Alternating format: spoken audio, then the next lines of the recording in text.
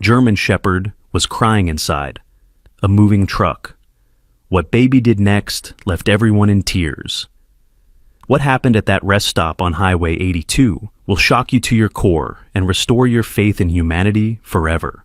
Before we begin this incredible true story, please like and share it with someone who needs their heart touched today. And let me know in the comments where you're watching from right now.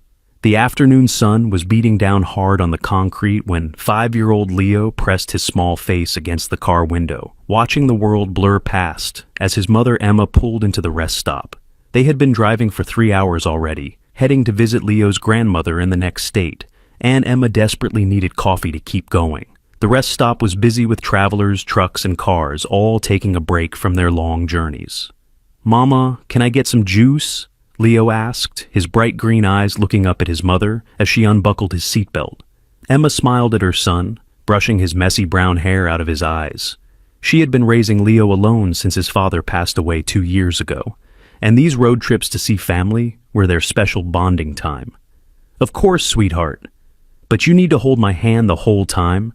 This place is very crowded," Emma said, helping Leo out of his booster seat. The moment Leo's feet touched the ground, he heard something that made him freeze completely. It was a sound that cut through all the noise of the busy rest stop, through the rumble of truck engines and the chatter of people. It was the sound of crying, but not human crying. It was the desperate, heartbreaking whimper of an animal in distress. "Mama, do you hear that?" Leo asked, tugging on his mother's hand. Emma was distracted, looking through her purse for her wallet, already thinking about that much-needed coffee. "Hear what, baby?" she asked absently, not really paying attention. But Leo couldn't ignore the sound. It was coming from a large moving truck parked about 50 feet away from them. The truck was old and rusty, with faded lettering on the side that was too worn to read properly. The back doors were secured with a heavy padlock, and there were small ventilation holes near the top. "The doggy, Mama." "The doggy is crying," Leo said, his voice filled with concern. He had always been sensitive to animals' emotions, something Emma both loved and worried about. Their apartment didn't allow pets, but Leo would befriend every stray cat and dog in their neighborhood, much to Emma's constant concern about safety. "Leo, there's no dog here. Come on, we need to hurry," Emma said, gently pulling him toward the rest stop building. But Leo planted his feet firmly on the ground, a stubborn trait he had definitely inherited from his late father. "No, Mama, listen," Leo insisted, and this time his voice was so serious that Emma actually stopped and paid attention. That's when she heard it too, a low, mournful whimpering coming from the EOS truck, followed by what sounded like scratching against metal. Emma felt a chill run down her spine, despite the hot afternoon sun. Something about the sound wasn't right. It wasn't the normal whine of a dog on a journey. It was the sound of genuine distress, of fear and desperation. She looked at the truck more carefully now. There was no company logo visible, no contact information, nothing that indicated this was a legitimate pet transport vehicle. "Stay close to me," Emma whispered to Leo, but her son was already moving toward the truck, drawn by an invisible force of compassion that only children seem to possess in its purest form. As they got closer, the crying became louder, more desperate. It wasn't just one dog. Emma could hear multiple animals, all in various states of distress. Leo reached the truck first and stood on his tiptoes, trying to see through one of the ventilation holes. What he saw made his eyes fill with tears instantly. Pressed against the metal grating was the face of a German Shepherd, and the dog was actually crying. Not just whimpering or whining, but actual tears were streaming down the dog's face, something Emma had never seen before in her life. "Mama, he's so sad," Leo whispered, reaching his small hand up toward the ventilation hole. The German Shepherd saw Leo's hand and pressed his nose against it desperately, as if trying to draw comfort from this small gesture of kindness. The dog's eyes were brown and intelligent, filled with a sadness so deep that it made Emma's heart break. "We need to find the driver," Emma said, looking around the rest stop. She spotted a man in dirty jeans and a stained t-shirt walking out of the gas station, carrying a bag of chips and a soda. He was heading straight for the truck, keys jingling in his hand. The man was tall and heavy-set, with greasy black hair and several days' worth of stubble on his face. His name was Marcus, though Emma didn't know that yet. He had the kind of face that made you want to cross the street to avoid him, with small, mean eyes that never seemed to look directly at anyone. "Hey!" Emma called out, surprising herself with her boldness. "Is this your truck?" Marcus stopped and looked at them suspiciously. His eyes narrowed when he saw Leo standing by the truck, still reaching up toward the German Shepherd. "Yeah, it's mine. Kid needs to get away from there," Marcus said gruffly, quickening his pace toward them. "These dogs sound distressed. How long have they been in there?" Emma asked, pulling Leo protectively closer to her.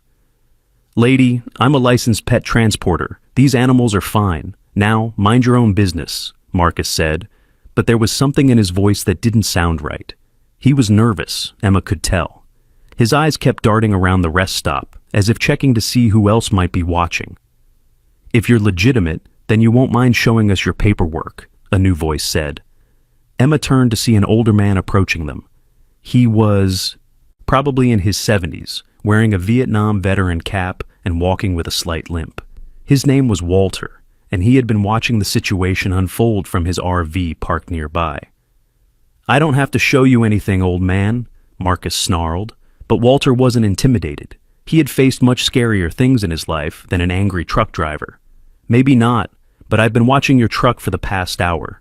You've been in that gas station the whole time, and it's 95 degrees out here. Those dogs have no water, no air conditioning, nothing. That's animal cruelty, son," Walter said calmly. By now, other travelers were starting to notice the confrontation.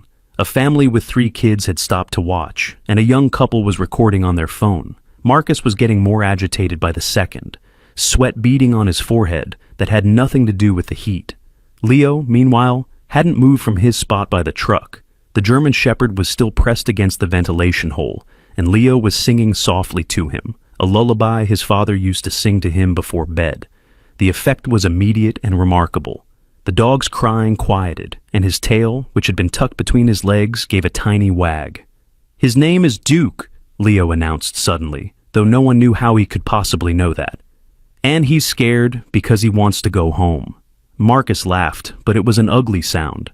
Kids got an imagination. These dogs are going to their new homes, happy families waiting for them.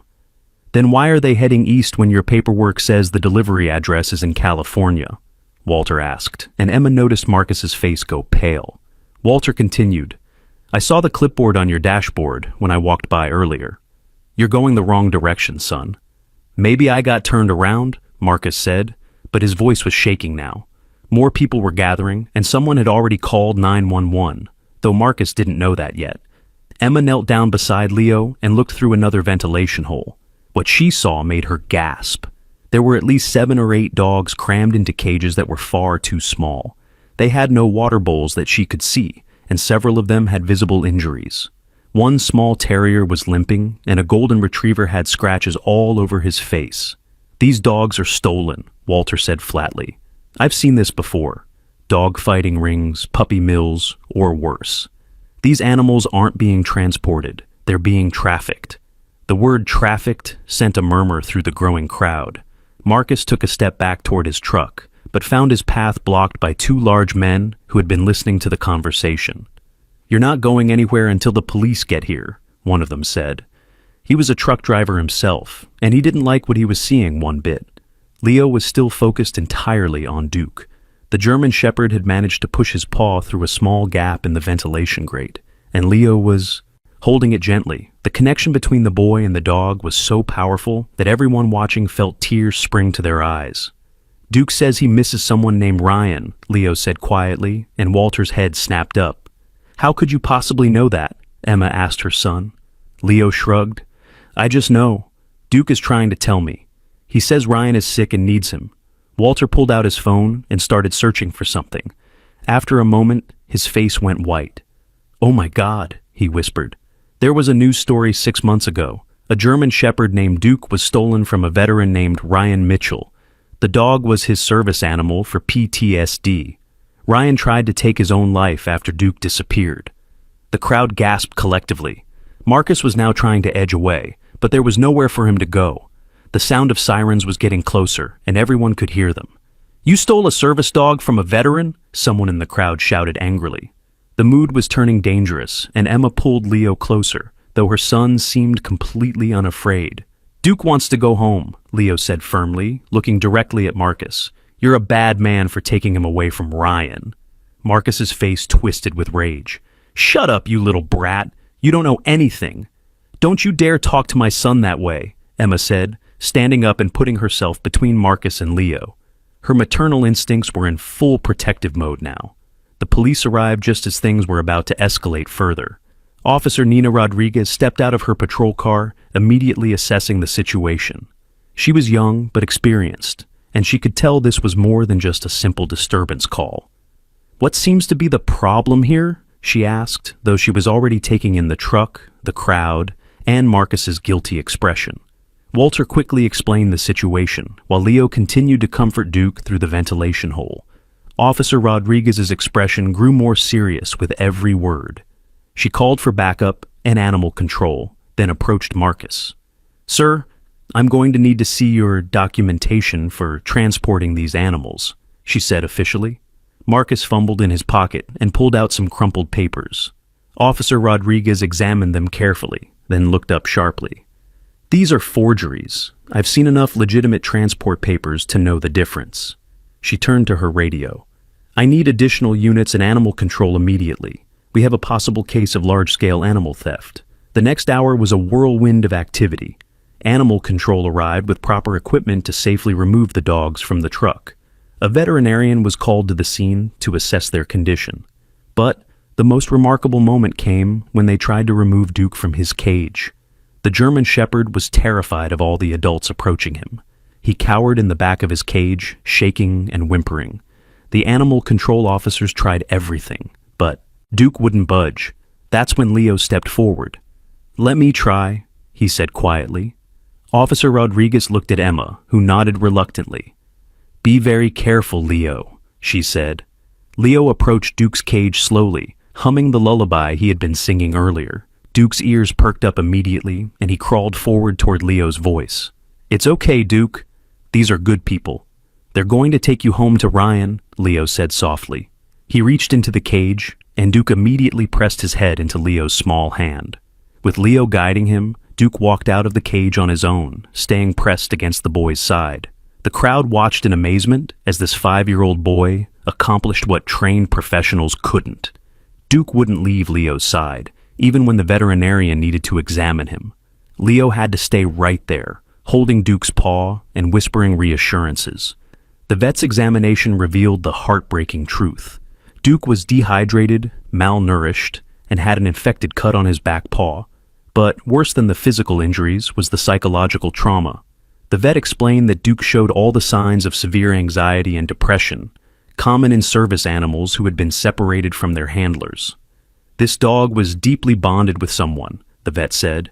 "Being forcibly separated would have been traumatic for both the dog and the handler." Walter had been busy on his phone, and suddenly he looked up excitedly. "I found him! Ryan Mitchell. He's in a veterans care facility about 300 miles from here. The article says he's been in treatment for severe depression since his service dog was stolen." Officer Rodriguez took the phone and read the article. She immediately called the facility and asked to speak with Ryan's doctor. After a brief conversation, she hung up with tears in her eyes. "Ryan's doctor says he talks about Duke every day. He's convinced the dog is dead, and it's been a major setback in his treatment. She says reuniting them could be the breakthrough Ryan needs." Leo looked up at his mother with those big green eyes. "Mama, we have to take Duke to Ryan. We have to." Emma's heart was torn. They were already running late to her mother's house, and this would add hundreds of miles to their journey. But looking at her son's determined face and Duke's trusting eyes, she knew there was only one answer. "Okay," she said softly. "We'll take Duke home." The crowd erupted in cheers, and several people immediately offered to help. Walter volunteered to follow them in his RV in case they needed assistance. The young couple who had been recording offered to document the reunion. Even some of the truck drivers offered to contribute gas money for the journey, but there was still the matter of the other dogs. As animal control carefully removed each one, Officer Rodriguez checked them against missing pet reports. One by one, matches were found. The small terrier belonged to an elderly woman in Ohio who had been heartbroken when he disappeared from her backyard. The golden retriever was stolen from a family with 2 young children who had been searching for months. Each dog had a story, a family that missed them, a home they had been ripped away from. Marcus had been part of a larger ring that stole valuable dogs and sold them to puppy mills or fighting rings. Duke had been taken specifically because trained service dogs were worth thousands of dollars on the black market. As Marcus was led away in handcuffs, he made one last attempt to intimidate them. "You don't know who you're messing with. My partners won't let this go." Officer Rodriguez wasn't fazed. "Your partners are about to have much bigger problems. You're going to tell us everything about this operation."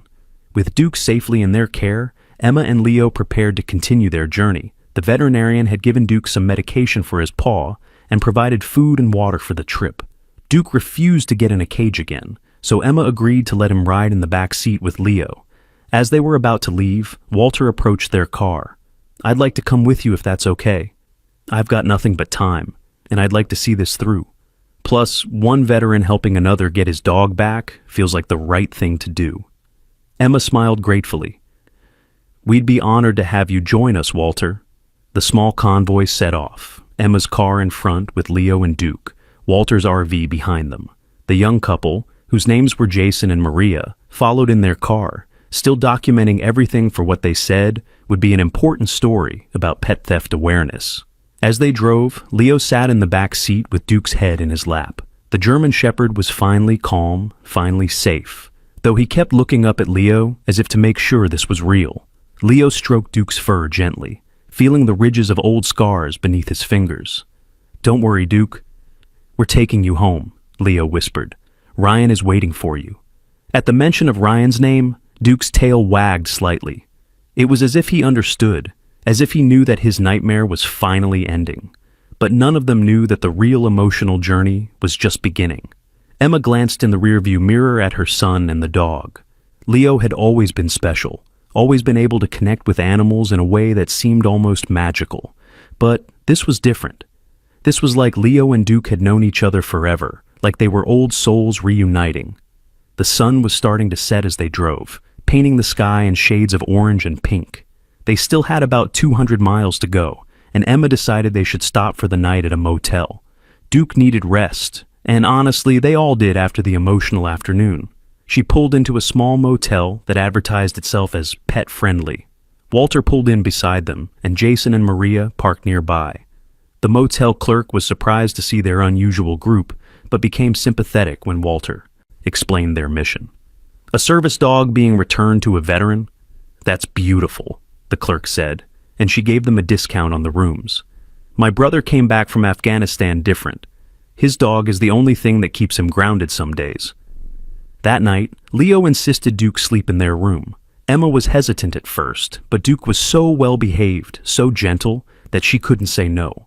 The dog curled up on the floor beside Leo's bed, but in the middle of the night, Emma woke to find both Leo and Duke on the floor, the boy's arms wrapped around the dog's neck, both sleeping peacefully. She took a photo with her phone, capturing the moment. There was something profound about the image, something that spoke to the pure connection between children and animals, unmarred by fear or prejudice. She thought about Ryan, alone in his care facility, probably unable to sleep, not knowing that his best friend was on his way back to him. The next morning, they set off early. Duke seemed to sense they were getting closer to something important. He was more alert, his ears perked up, his nose constantly working as if trying to catch a familiar scent on the wind. Leo kept talking to him, telling him stories about Ryan that he couldn't possibly know, but somehow did. "Ryan is sad without you," Leo said. "He doesn't smile anymore. But when he sees you, he's going to smile so big, Duke. He's going to cry happy tears." Walter, driving behind them, called Emma's cell phone. "I just spoke with the facility. They haven't told Ryan we're coming. They don't want to get his hopes up in case something goes wrong." Emma understood, but she also worried about the shock it might be for Ryan. Still, surprising him was probably better than the agony of anticipation if they were delayed for any reason. As they got closer to the facility, Duke became increasingly agitated, but not in a bad way. He was excited, whining softly and pacing in the back seat as much as the space would allow. His tail was wagging so hard it was hitting both Leo and the car door. "He knows," Leo said with certainty. "Duke knows. We're almost there." The Riverside Veterans Care Facility was a large, pleasant-looking building surrounded by gardens and walking paths. Emma pulled into the parking lot, her heart pounding with anticipation. This was it. This was the moment that would either be beautifully healing or potentially heartbreaking if something went wrong. Walter parked beside them and got out of his RV slowly. His own emotions were clearly running high. As a veteran himself, he understood what this moment meant. Jason and Maria were already recording, but they were being respectful, keeping their distance. "How do we do this?" Emma asked Officer Rodriguez, who had called ahead to meet them there. "The facility director is going to bring Ryan to the common room. He thinks he's meeting with a therapy group. We'll bring Duke in once he's settled," Officer Rodriguez explained. Leo was holding Duke's makeshift leash, really just a rope they had bought at a gas station since Duke's collar had been removed by Marcus. Duke was pulling toward the building, his whole body vibrating with excitement. "Duke, wait," Leo said gently, and amazingly, Duke stopped pulling and looked at the boy. "We have to do this right. Ryan needs to be ready." They walked into the facility together, Emma, Leo, Duke, Walter, and Officer Rodriguez. The staff members they passed stopped and stared, clearly recognizing that something special was happening. The facility director, a kind-looking woman named Mrs. Patterson, met them in the hallway. "Ryan is in the common room. He's having one of his bad days, I'm afraid. He almost didn't come out of his room this morning," she said quietly. Leo looked up at her with those wise green eyes. "He'll have good days now? Duke is here." They walked quietly down the hallway toward the common room. Through the glass door, they could see a man sitting alone in a chair by the window. Ryan was younger than Emma had expected, maybe early 30s, with close-cropped hair and the lean build of someone who had once been very fit but had lost weight recently. He was staring out the window with empty eyes, his hands folded in his lap. Duke saw Ryan through the glass and let out a small whine. His entire body was shaking now, and Leo had to hold the rope with both hands to keep him from bursting through the door. "Okay, Duke," Leo whispered. "Go get your person." Leo opened the door, and Duke exploded into the room. Ryan looked up at the sound, and for a moment, time seemed to stop. His eyes went wide, his mouth opened, but no sound came out. Duke crossed the room in 3 bounds and launched himself at Ryan, knocking the chair backward as he covered Ryan's face with kisses. "Duke!" Ryan's voice was broken, disbelieving. "Duke, is it really you?" Duke was crying again, but this time they were tears of joy. He was making sounds none of them had ever heard a dog make, almost like he was trying to talk, trying to tell Ryan everything that had happened. Ryan wrapped his arms around Duke and buried his face in the dog's fur, his body shaking with sobs. "I thought you were dead," Ryan choked out. "They told me you ran away, that you were probably dead. I looked everywhere. I never stopped looking."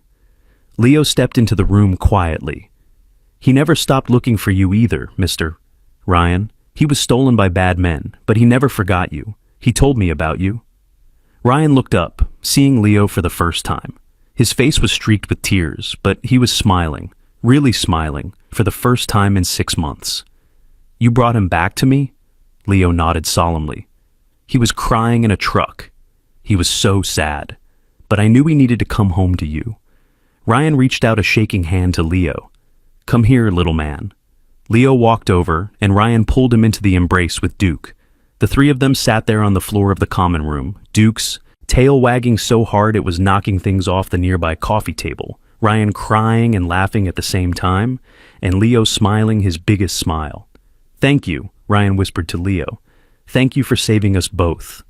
By now, other residents and staff members had gathered in the doorway, many of them crying at the scene. Walter had entered the room and was standing at attention, saluting Ryan and Duke, one veteran honoring another. Mrs. Patterson was wiping her eyes with a tissue. "In 15 years of running this facility, I've never seen anything like this," she said. Duke wouldn't leave Ryan's side, not even for a second. When Ryan tried to stand up, Duke was right there, assuming his service position, ready to support and protect. It was like the 6 months of separation had never happened. The bond between them was instant and complete again. "How did you find him?" Ryan asked, looking at Emma and the others. Emma explained everything, from the rest stop to Marcus's arrest to Leo's incredible connection with Duke. Ryan listened in amazement, occasionally looking down at Leo with something approaching awe.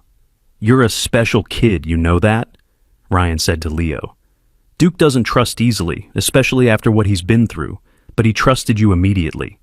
Leo shrugged. He just needed someone to listen to him. Animals talk, but most people don't listen. Officer Rodriguez stepped forward. Mr. Mitchell, we're going to need Duke to testify, in a way, about what happened. The man who took him is part of a larger ring, and Duke is evidence. But I promise you, he won't be taken from you again. Ryan's arms tightened around Duke protectively. I can't lose him again. I won't survive it. You won't, Officer Rodriguez assured him. In fact, the district attorney wants to know if you'd be willing to testify about the impact of Duke's theft. Your story could help put these people away for a long time. Ryan nodded firmly. Anything to stop them from doing this to other people. As the afternoon wore on, the facility became a place of celebration. Other residents came to meet Duke and hear the story. Many of them were veterans themselves, and they understood the bond between a soldier and his service dog. Duke, for his part, seemed to understand that these were Ryan's people, and he was gentle and patient with everyone who wanted to pet him. But the most remarkable moment came when Ryan tried to explain to Leo what Duke meant to him. They were sitting in the garden, Duke lying between them, his head on Ryan's lap, but his tail touching Leo's leg, as if he didn't want to lose contact with either of them. When I came back from overseas, my head was messed up, Ryan said quietly. I couldn't sleep, couldn't be around people, couldn't function. Duke was trained to sense when I was having a panic attack or a nightmare. He would wake me up, ground me, remind me I was safe. He saved my life more times than I can count. Leo listened seriously, his, young face full of understanding beyond his years. Duke told me you saved him first. Ryan looked surprised. What do you mean? Leo petted Duke gently. Duke was a scared puppy once, wasn't he? And you chose him and trained him and loved him. You saved him first, then he saved you. That's how it works. Ryan's eyes filled with tears again. How are you so wise, little man? My daddy went to heaven, Leo said simply. But before he did, he told me that love never really goes away. It just changes shape. Duke's love for you didn't go away when he was stolen. It just waited until it could come back. Walter, who had been listening from a nearby bench, had to turn away to hide his own tears. Even Jason and Maria, who had been documenting everything, had to stop recording because they were too emotional to hold the camera steady. As the sun began to set, Emma realized they needed to start thinking about heading home. Leo's grandmother was still waiting for them, and they had already added an extra day to their journey. But looking at Leo sitting there with Ryan and Duke, she couldn't bring herself to interrupt the moment. You know, Mrs. Patterson said, approaching Emma, we have a guest house for family members. You're welcome to stay the night. I think it would do Ryan good to have more time with Leo. Emma gratefully accepted. That evening, they all had dinner together in the facility's dining room. Ryan, who hadn't eaten a full meal in months according to the staff, cleaned his plate while Duke lay under the table, his head on Ryan's feet. Leo sat next to Ryan, and the two of them talked like old friends. Ryan told stories about Duke's training, about the things he had done in service, about the lives he had saved. Duke would perk up at certain parts of the stories, as if he remembered and was proud of his accomplishments. Leo hung on every word, his eyes shining with admiration for both Ryan and Duke. Duke once found a lost child in a snowstorm, Ryan said. The kid had wandered away from a camping site, and the search parties couldn't find him. Duke tracked him for 3 miles through the snow and found him hiding in a small cave. The kid was hypothermic, and Duke lay on top of him to keep him warm until help arrived. He's a hero, Leo said firmly. Yes, he is, Ryan agreed, reaching down to scratch Duke's ears. And so are you, Leo. You're Duke's hero and mine. That night, Leo had trouble sleeping, not because he was scared or upset, but because his mind was racing with everything that had happened. He kept thinking about all the other dogs that had been in that truck, about their families who were missing them. He thought about Marcus and the bad men who stole dogs, and he felt angry in a way he had never felt before. Emma found him sitting by the window of the guest house, looking out at the stars. Can't sleep, baby. Leo shook his head. Mama, why do people do bad things to animals? Emma sat down beside him and pulled him into her lap. I don't know, sweetheart. Some people just don't see animals the way we do. They see them as things to make money from, not as family members with feelings. But Duke has so many feelings, Leo said. He was so sad without Ryan. And Ryan was sad without Duke. How could anyone want to cause that kind of hurt? That's what makes you special, Leo. You see the feelings that others miss. You listen when others don't hear anything, Emma said, kissing the top of his head. I want to help all the stolen dogs find their homes, Leo said determinedly. Emma smiled. That's a big job for a little boy. I'll grow bigger, Leo said seriously, making Emma laugh. The next morning came too quickly. It was time for Emma and Leo to continue their journey to Leo's grandmother's house. The goodbye was emotional for everyone. Ryan had written his phone number on a piece of paper and given it to Leo. You call me anytime, okay? Duke and I owe you everything, and I want to stay in touch. Maybe you can come visit us when I get out of here, Ryan said. When will that be? Leo asked. Ryan looked at Duke, who was pressed against his leg. Soon, I think. Having Duke back makes me feel like I can face anything again. Mrs. Patterson later told Emma that she had never seen such a dramatic improvement in a patient. Ryan's doctor was amazed and was already talking about adjusting his treatment plan. The return of Duke had given Ryan something that no medication or therapy had been able to provide: hope. As they prepared to leave, Duke did something unexpected.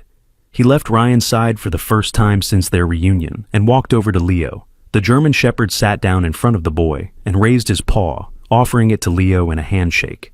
Leo took the paw solemnly. You're welcome, Duke. Take care of Ryan, okay? Duke woofed softly, then licked Leo's face before returning to Ryan's side. It was a thank you and a goodbye all in one, and there wasn't a dry eye among anyone watching. Walter shook Ryan's hand firmly. One veteran to another, I'm glad you got your partner back. Thank you for helping bring him home, Ryan replied. Jason and Maria promised to edit their footage into a documentary about pet theft and the importance of microchipping and protecting our animals. They had already started a social media campaign that was going viral, with thousands of people sharing Duke and Ryan's story. Officer Rodriguez had good news too. Marcus is already talking.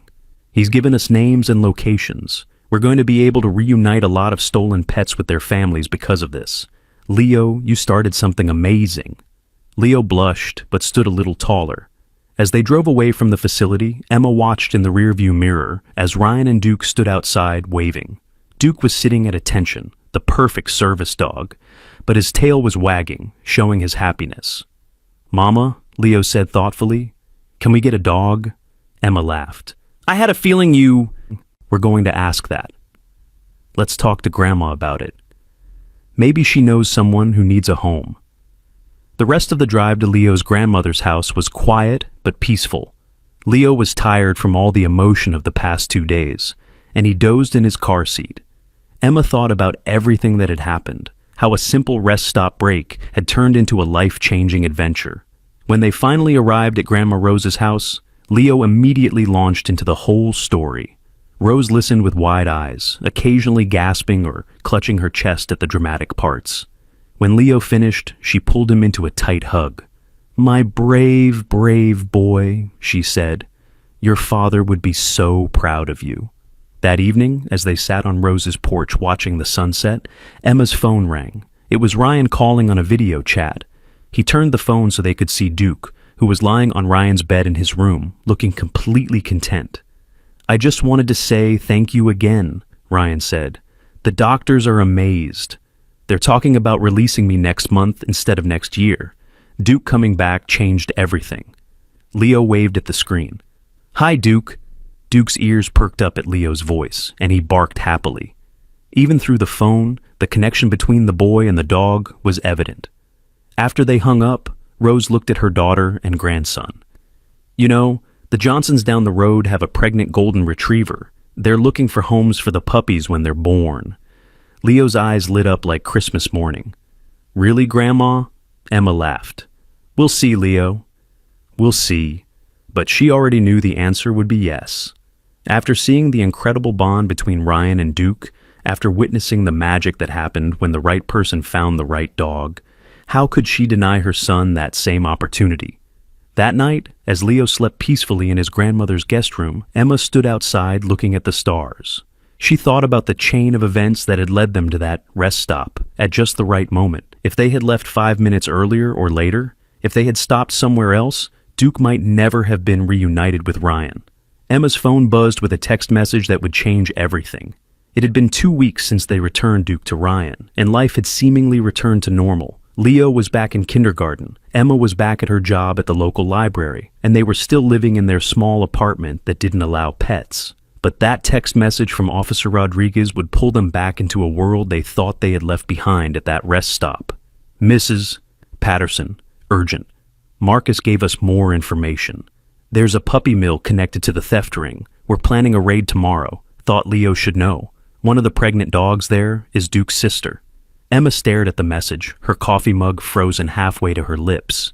Duke's sister. Another German shepherd suffering somewhere, waiting for rescue.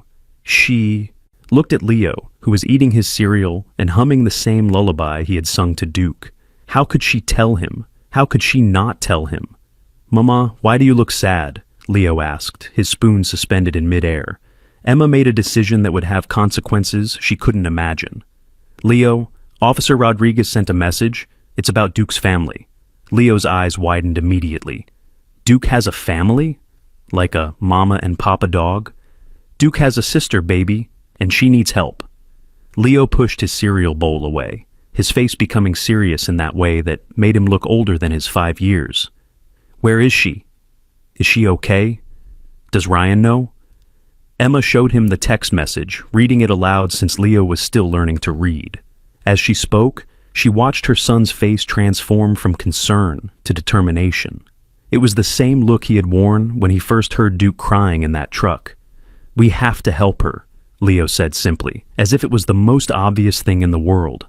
"Leo, this is a police matter. It's dangerous. We can't just—" "But Mama, what if Duke's sister is crying like he was? What if she has babies and they're all scared?"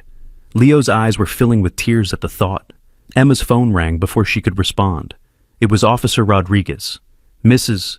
Patterson, I'm sorry to involve you again, but we have a situation. The raid is happening tomorrow morning, and we'll be rescuing potentially dozens of dogs. The thing is, these animals are going to be traumatized, especially the German Shepherd. Marcus mentioned that she's particularly aggressive with adults because of the abuse. But after seeing how Leo connected with Duke—" "You want Leo to help," Emma finished, her maternal instincts immediately flaring up. "Absolutely not. It's too dangerous." "We wouldn't put him in any danger," Officer Rodriguez assured her quickly. "He would only interact with the dogs after they are secured and safe." "But, Mrs. Patterson, some of these animals might have to be put down if they can't be socialized. Leo might be their only chance." Emma looked at her son, who was listening intently to her side of the conversation. His green eyes were pleading with her before she even explained what was being asked. "Please, Mama," Leo whispered. "Duke would want us to help his sister." Against every protective instinct she had, Emma found herself agreeing. "We'll be there. But the moment anything seems dangerous, we're leaving." Officer Rodriguez gave them the details.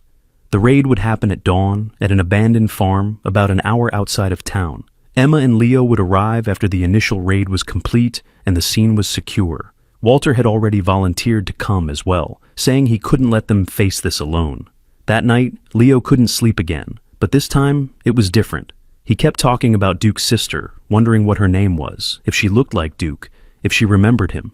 Emma found him at his window again, but this time he was looking at a picture on her phone, the one she had taken of him sleeping on the floor with Duke at the motel. "Do you think Duke knows we're going to help his sister?" Leo asked. "I don't know, baby." "Maybe," Emma said, though she was thinking about Ryan and Duke, wondering if she should call them. She decided against it, not wanting to worry Ryan if something went wrong. The next morning came dark and early. Emma and Leo met Walter at a coffee shop near the abandoned farm. The old veteran looked tired but determined, wearing his military jacket like armor against what they were about to witness. "You ready for this, soldier?"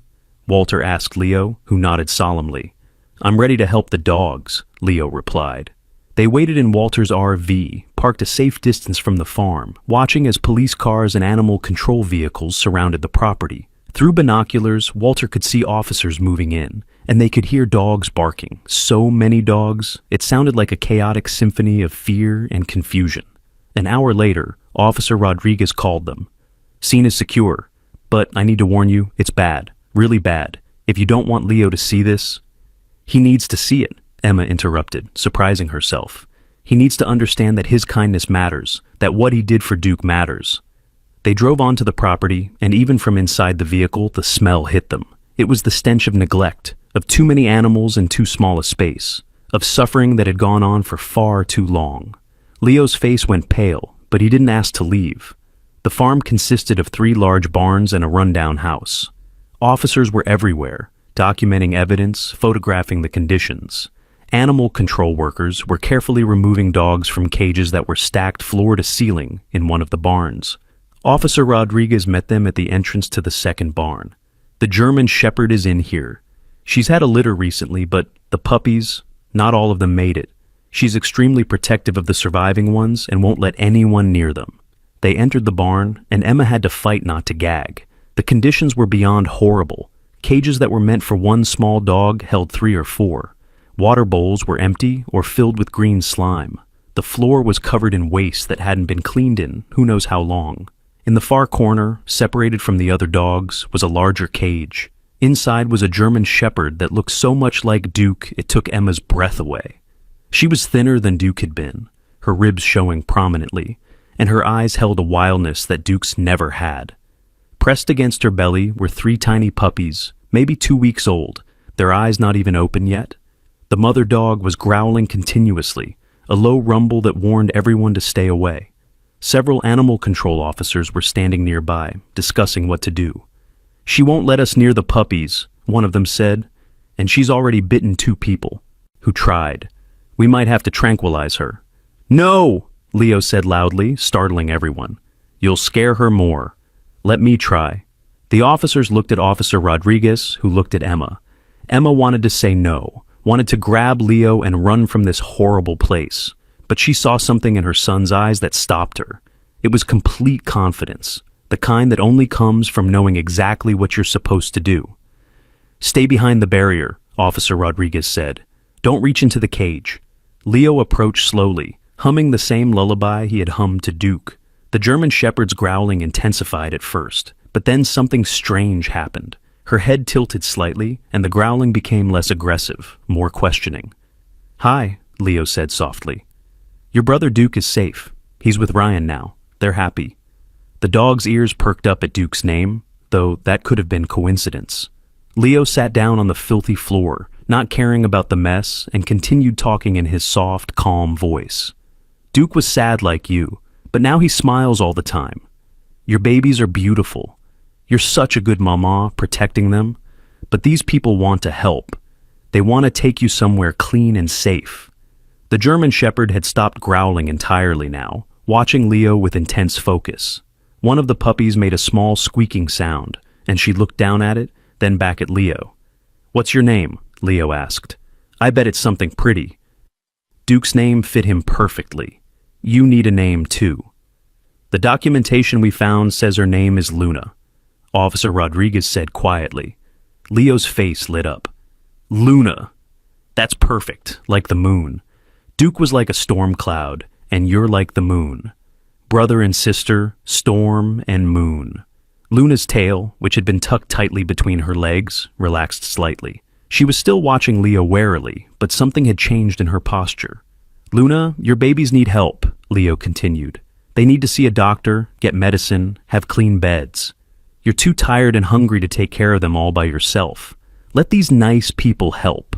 For 5 minutes, Leo just talked to Luna, telling her about Duke, about Ryan, about how happy they were together. He told her about the other dogs from the truck who had gone home to their families. He promised her that she and her puppies would be safe. Finally, Luna did something that made everyone gasp. She picked up one of her puppies very gently in her mouth and moved it toward the front of the cage, closer to Leo. Then she went back for the second one and the third, placing them where Leo could see them better. "She's showing them to you," Walter said in amazement. "She's trusting you with her babies." Leo looked at Officer Rodriguez. "Can we open the cage now? She won't bite. She knows we're here to help." The animal control officer looked skeptical, but Officer Rodriguez nodded. Very slowly, wearing thick gloves just in case, the officer opened the cage door. Luna watched but didn't growl. When he reached for the first puppy, she tensed but didn't attack. "It's okay, Luna," Leo said. "He's going to be very gentle." One by one, the puppies were removed and placed in a clean, warm carrier.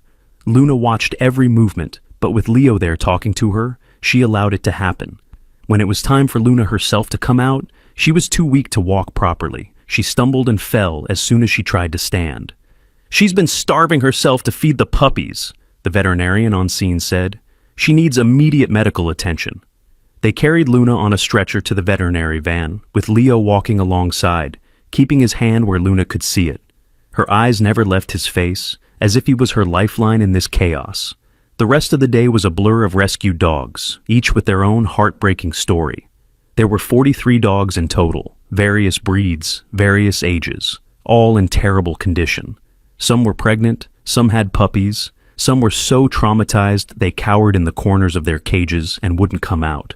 Leo wanted to help them all, but Emma could see he was getting overwhelmed. His little heart was breaking with each suffering animal he saw.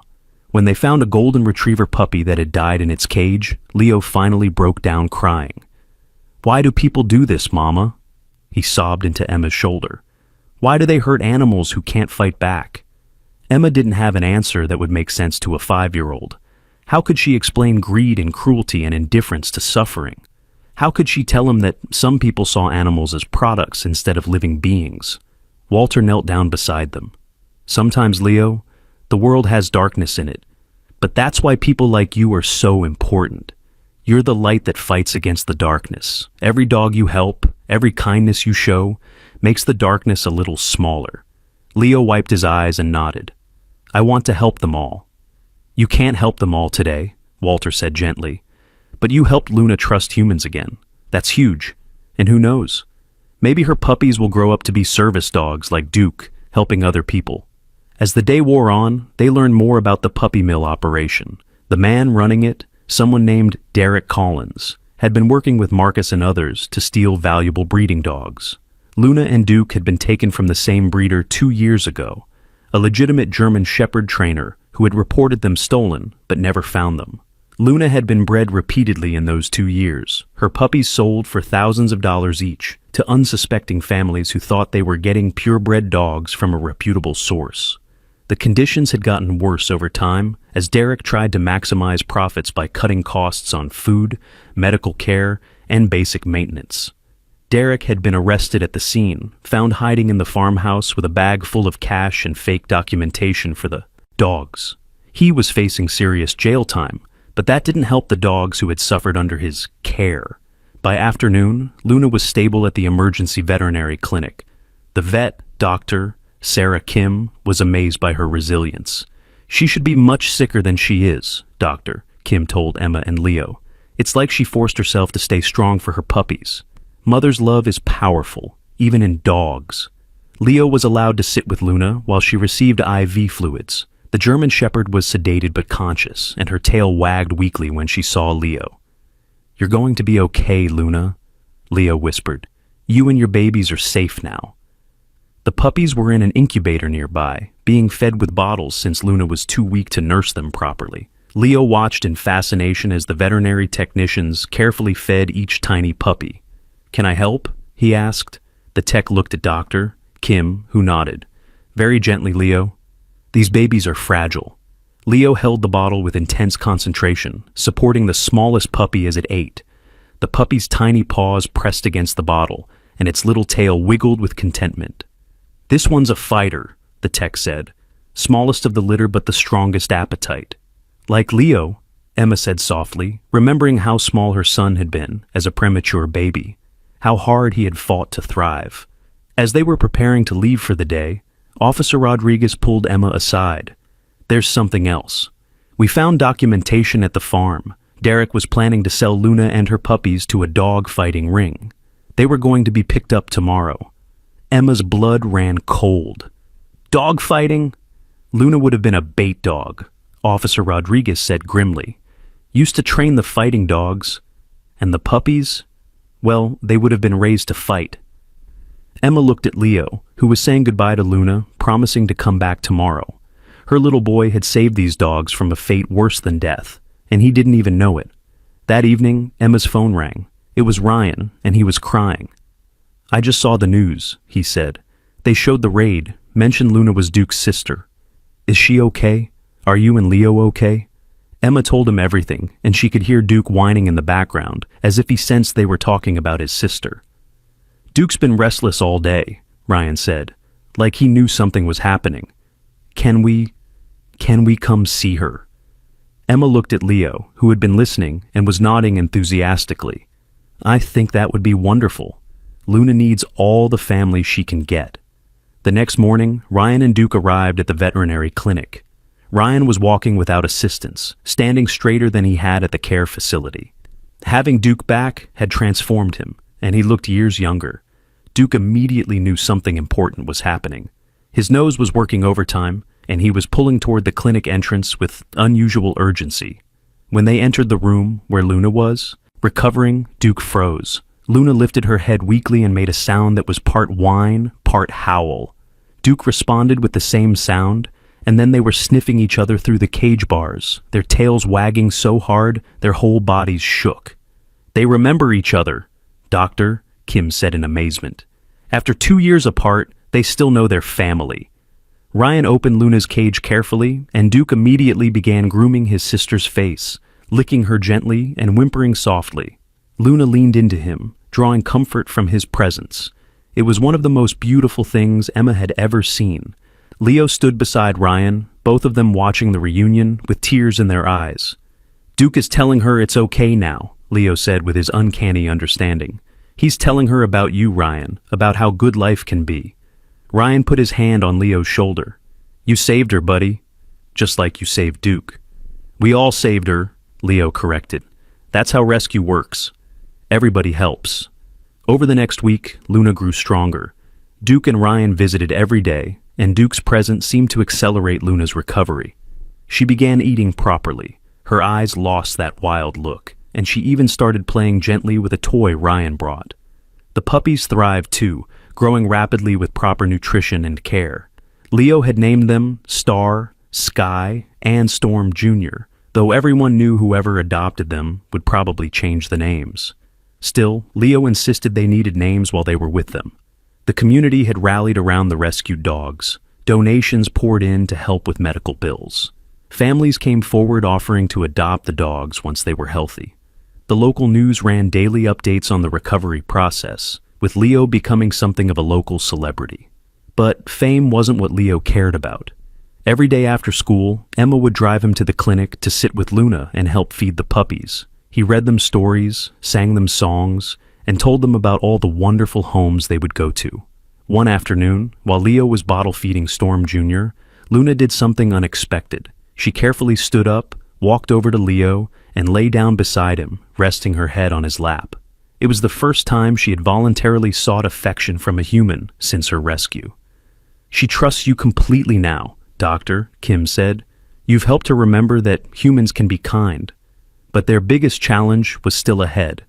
Luna's puppies were getting old enough to be adopted, and Luna herself was healthy enough to leave the clinic.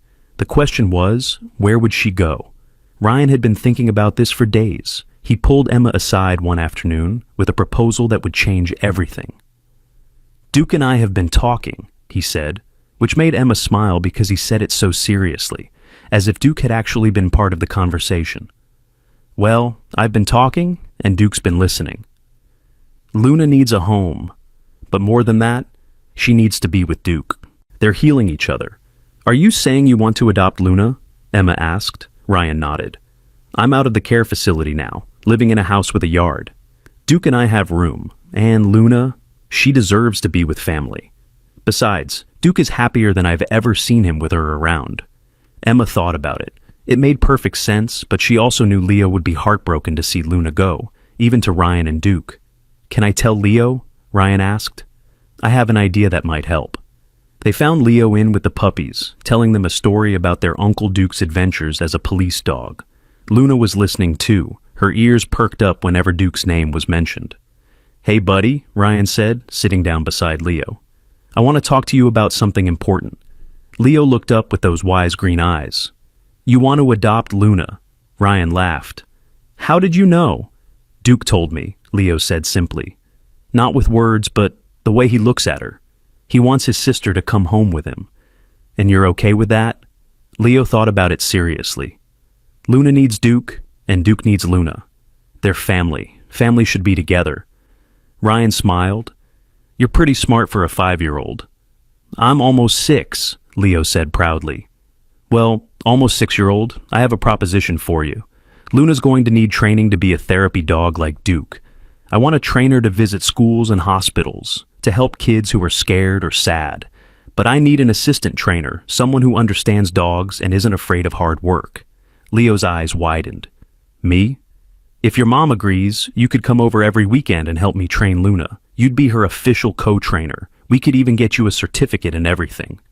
Leo looked at his mother with pleading eyes. Emma was already nodding, tears in her eyes at Ryan's thoughtfulness. Yes, Leo shouted, then immediately lowered his voice so he wouldn't scare the puppies. Yes, I want to be Luna's trainer. Luna seemed to understand that something important had been decided. She stood up and walked over to Duke, who was lying by the door, and lay down beside him, their bodies touching. It was like she was saying she was ready to go home with her brother. The puppies found homes quickly. Star went to a family with 3 children who had been waiting for the right dog for years. Sky was adopted by an elderly couple who wanted a companion after their previous dog had passed away. And Storm Jr., the smallest but fiercest puppy, was chosen by a young veteran who had heard Duke and Ryan's story and wanted a dog to train as his own emotional support animal. The day Luna left the clinic to go home with Ryan, and Duke was emotional for everyone. The entire veterinary staff came out to say goodbye. Luna, who had arrived nearly dead, walked out on her own 4 feet, healthy and whole. Leo hugged Luna goodbye, whispering in her ear, "I'll see you on Saturday for training. We're going to teach you how to help people like Duke does." Luna licked Leo's face, her tail wagging. She seemed to understand that this wasn't really goodbye, just see you later. As Ryan loaded Luna into his truck, where Duke was waiting excitedly, he turned to Emma and Leo. You know, none of this would have happened if Leo hadn't heard Duke crying that day. One moment of compassion from a little boy changed so many lives. Leo shrugged, embarrassed by the praise. I just did what anyone would do. No, Walter said, having arrived to see Luna off. You did what you did. Most people would have walked away. You didn't. That weekend, Leo began his training as Luna's co-trainer. Ryan had set up an obstacle course in his backyard, and Duke demonstrated each exercise while Luna watched and learned. Leo was patient and gentle, never getting frustrated when Luna was scared or confused. She's smart like Duke, Leo observed. She just needs to remember that she's smart. And Luna was smart. Within a month, she had learned all the basic commands. She could sit, stay, come, and heel. But more importantly, she had learned to trust. She no longer flinched when people raised their hands. She didn't cower when she heard loud noises. She was becoming the dog she was always meant to be. The local news did a follow-up story on Luna's transformation, showing footage of Leo working with her, Ryan and Duke demonstrating therapy dog techniques, and Luna successfully completing her first visit to a children's hospital. The story went viral, just like Duke's had, with millions of people around the world watching this little boy help heal a traumatized dog. But the story wasn't over. One day, while Leo was at Ryan's house for training, Officer Rodriguez called with news that would set off another chain of events. We've been investigating the breeding facility Duke and Luna were stolen from, she said. The original breeder, a man named Hans Muller, has been searching for them for 2 years. He's in his 80s and was devastated when they disappeared. He's asked if he could meet them. Ryan looked at Duke and Luna, who were playing tug-of-war with a rope toy in the yard. They're happy here. I don't want to disrupt their lives again. He doesn't want to take them back, Officer Rodriguez assured him. He just wants to see them, to know they're okay. And there's something else. He has their mother, Duke and Luna's mother. Leo's eyes went wide at the possibility of an even bigger reunion. Her name is Stella, Officer Rodriguez continued. She's 13 years old, retired from breeding. Hans says she mourned for months after Duke and Luna were stolen. He's hoping seeing them might help her too. Ryan and Emma looked at each other, then at Leo, who was practically vibrating with excitement. We have to let them see their mama, Leo said. Imagine if I couldn't see my mama. I'd be so sad. Emma pulled Leo close. You're right, baby. Family reunions are important. They arranged to meet Hans at a local park the following weekend. When the elderly man arrived with Stella, Emma could see where Duke and Luna got their noble bearing. Stella was a beautiful German shepherd, her face gray with age, but her eyes still bright and alert. Hans was a small, gentle man, with kind eyes and hands that showed a lifetime of working with dogs. When he saw Duke and Luna, tears streamed down his weathered face. "Mein Gott," he whispered, "they're so big, so beautiful." Even after everything they've been through, Duke and Luna had frozen when they saw Stella. For a moment, nobody moved. Then Stella let out a soft whine, and both dogs rushed to her, tails wagging furiously. The reunion was beautiful and heartbreaking at the same time. Stella sniffed her children all over, as if checking to make sure they were really there and really okay. "She knew they were alive," Hans said, wiping his eyes. "I told people she was crazy, but she would sit by the gate every evening, waiting for them to come home." Leo approached Hans carefully. "Thank you for raising Duke and Luna to be such good dogs. They've helped so many people." Hans knelt down to Leo's level. "And thank you, young man, for saving them. Officer Rodriguez told me everything you did. You have a gift with animals." "It's not a gift," Leo said thoughtfully. "I just listen to them." Hans smiled. "That is the gift, my boy. Most people forget how to listen." They spent the afternoon in the park, watching the three dogs play together. Stella might have been old, but she kept up with her children, teaching them games they had probably played as puppies but forgotten. It was like watching missing pieces of a puzzle finally come together. As the sun began to set, Hans made an unexpected offer. "I'm getting too old to run my breeding program, but I have one last litter planned. Stella's daughter, Luna's sister from an earlier litter, is having puppies in a few months. Would you like one, Leo? As a thank you for everything you've done?" Leo's eyes went wide, and he looked at his mother with desperate hope. Emma had been thinking about getting a dog ever since their adventure began, but their apartment didn't allow pets. "We would need to move," Emma said slowly, thinking out loud. "The house next to mine is for sale," Ryan said suddenly. "It's small, but it has a yard. Duke and Luna would love having Leo next door." Emma looked at Ryan in surprise. "Next door to you?" Ryan blushed slightly. "I mean, only if you want. I just thought, with Leo helping train Luna and all, it would be convenient." Walter, who had been quiet during the reunion, spoke up. "Sounds like a good plan to me. Every boy needs a dog, and every dog needs a boy." Leo was looking at his mother with such hope that Emma knew the decision was already made. They had started this journey at a rest stop, hearing a dog cry. Now they were being offered a chance to create a new life, surrounded by the friends who had become family. "Okay," Emma said, and Leo let out a whoop of joy that made all three German shepherds bark in response. "But," Emma continued, "we have responsibilities. A dog is a big commitment, Leo. Training, walking, feeding, vet visits. Are you ready for all of that?" Leo nodded solemnly. "I've been getting ready my whole life, Mama." As they prepared to leave the park, Hans pulled Leo aside one more time. "The puppy you choose will be special. I can feel it. You have the heart of a true dog trainer. Maybe one day you'll carry on what I started, raising dogs that help people." Leo thought about it seriously. "I want to train dogs to find missing kids and help sad people and be friends to lonely people." "Then that's what you'll do," Hans said with certainty. "I've been training dogs for 60 years, and I've never seen anyone with your natural ability." That night, as Emma tucked Leo into bed, he was too excited to sleep. "Mama, everything is perfect. Duke has Ryan, Luna has Duke, they both have their mama to visit, and I'm gonna have my own puppy to train." Emma smiled and kissed his forehead. "You've made a lot of lives better, baby." "That's what Daddy would want me to do, right?" "Make the world better?" Leo asked. Emma felt tears prick her eyes. "Yes, that's exactly what Daddy would want." As Leo finally drifted off to sleep, Emma stood at his window, looking out at the night sky. In a few weeks, they would move to the house next to Ryan's. Leo would have his puppy. Their lives would be completely different from what they had been just a month ago. All because a little boy heard a dog crying and refused to walk away. The next few weeks were a whirlwind of activity. Emma found that the house next to Ryan's was perfect for them, small but cozy, with a large fenced backyard where a puppy could play safely. The landlord, upon hearing their story, even agreed to a pet-friendly lease immediately. Moving day was an adventure in itself. Duke and Luna supervised everything from Ryan's yard, barking excitedly whenever they saw Leo carrying boxes. The dogs seemed to understand that their favorite little boy was going to be living right next door. The neighborhood welcomed them warmly. Word had spread about Leo's role in rescuing Duke and Luna, and everyone wanted to meet the brave little boy who saved dogs.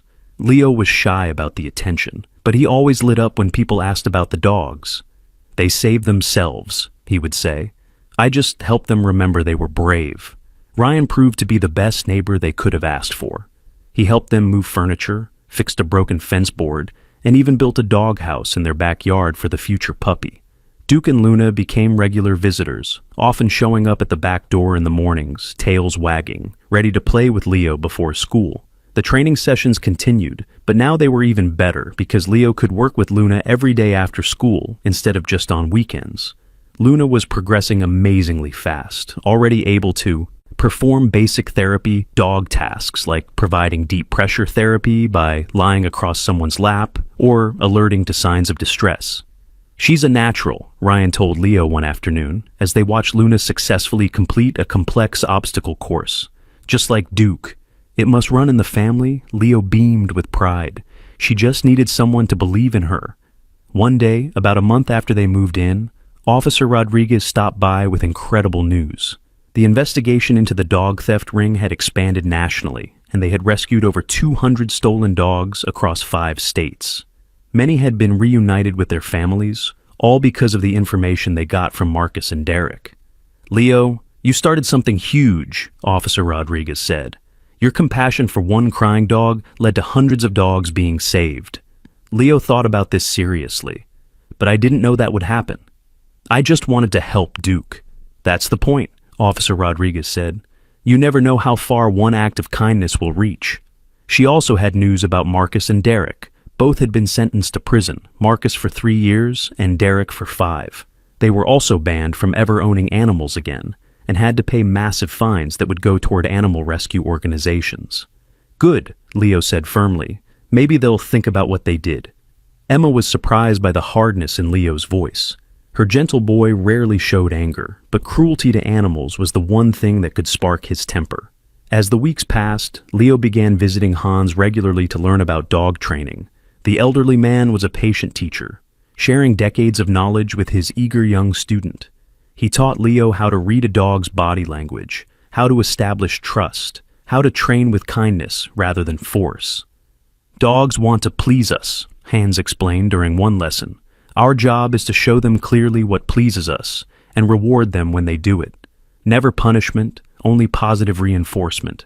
Leo absorbed every lesson like a sponge. He practiced with Duke and Luna, teaching them new tricks and reinforcing their training.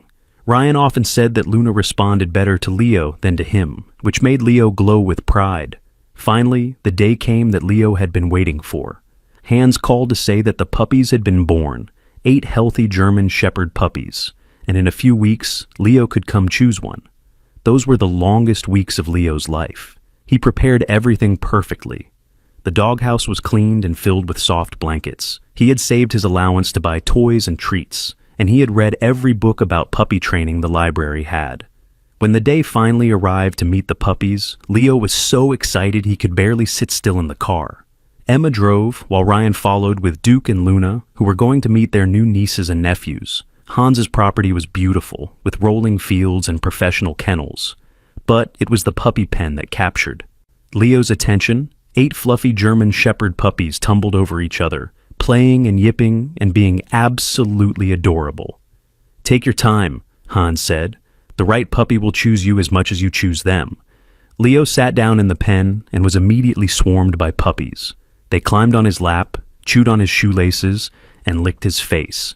He giggled and played with all of them, but his eyes kept returning to one particular puppy. She was smaller than the others, with one ear that flopped while the other stood straight up.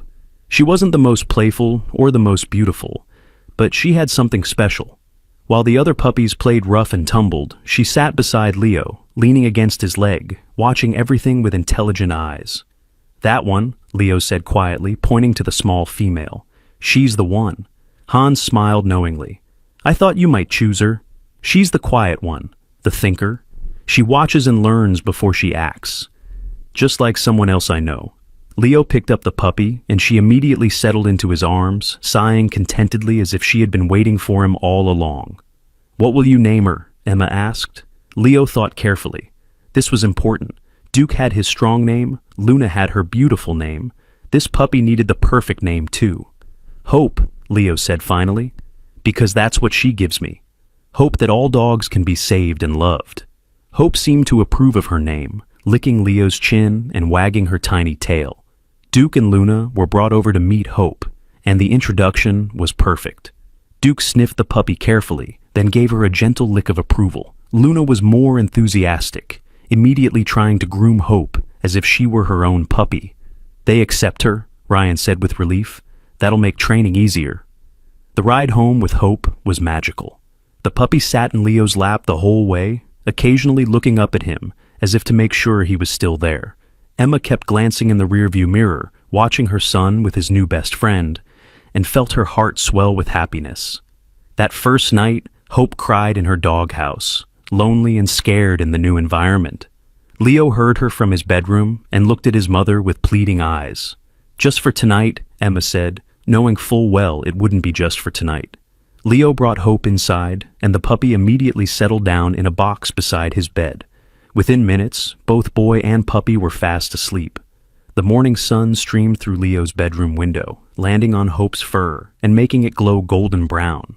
The puppy had grown considerably in the 3 months since Leo brought her home, though her one ear still flopped adorably, while the other stood at attention. Leo was already awake, watching Hope sleep, thinking about how much his life had changed since that day at the rest stop when he first heard Duke crying. "Today's the big day, Hope," Leo whispered, and the puppy's eyes opened immediately, her tail starting its morning wag. Today was Hope's first official training evaluation, where Hans would assess if she had the potential to become a therapy dog like Duke and Luna. Emma appeared in the doorway with a smile. "Breakfast is ready, Trainer Leo. Hans will be here in an hour." Leo jumped out of bed, Hope right beside him, matching his excitement with happy barks. They had been training every single day, with Ryan and Duke helping, Luna demonstrating, and even Walter stopping by to offer encouragement. Hope had learned sit, stay, come, heel, and down. But more importantly, she had learned to read people's emotions, just like Leo did. As they ate breakfast, Emma watched her son feed Hope her morning meal, making sure she ate slowly and didn't gulp her food. He had become so responsible, so mature in his care for Hope. The puppy had taught him routine, patience, and unconditional love. The doorbell rang, and Leo's heart started racing. Hans stood there with his evaluation clipboard, but his eyes were twinkling with kindness. "Ready to show me what Hope can do?" Hans asked.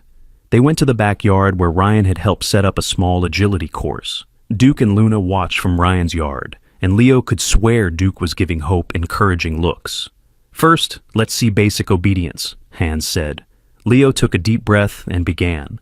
"Hope, sit." The puppy sat immediately, her eyes focused on Leo. "Stay." Leo walked backward 10 steps, and Hope remained perfectly still, despite clearly wanting to follow her boy. "Come!"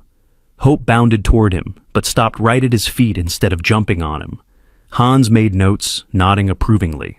They went through all the basic commands, and Hope performed each one perfectly. But then Hans asked for something they hadn't specifically trained for. "Leo, I want you to pretend to be sad. Sit on the ground and act upset. Let's see what Hope does." Leo sat down and put his head in his hands, pretending to cry. Without any command, without any training for this specific scenario, Hope immediately went to Leo. She gently pushed her head under his hands, forcing him to pet her. When he didn't respond, she lay across his lap, applying gentle pressure with her body, instinctively knowing this would provide comfort. Hans's eyes widened. That's natural therapy dog behavior. She's never been taught that? "No," Emma said, amazed. "She just does it." "Remarkable," Hans murmured. "Leo, your puppy has the gift, just like you do." But the evaluation wasn't over. Hans wanted to test Hope's reaction to strangers, loud noises, and unexpected situations. He had brought some testing materials, a wheelchair, crutches, and even a recording of various startling sounds. Hope passed every test. When Hans used the wheelchair, she didn't bark or back away.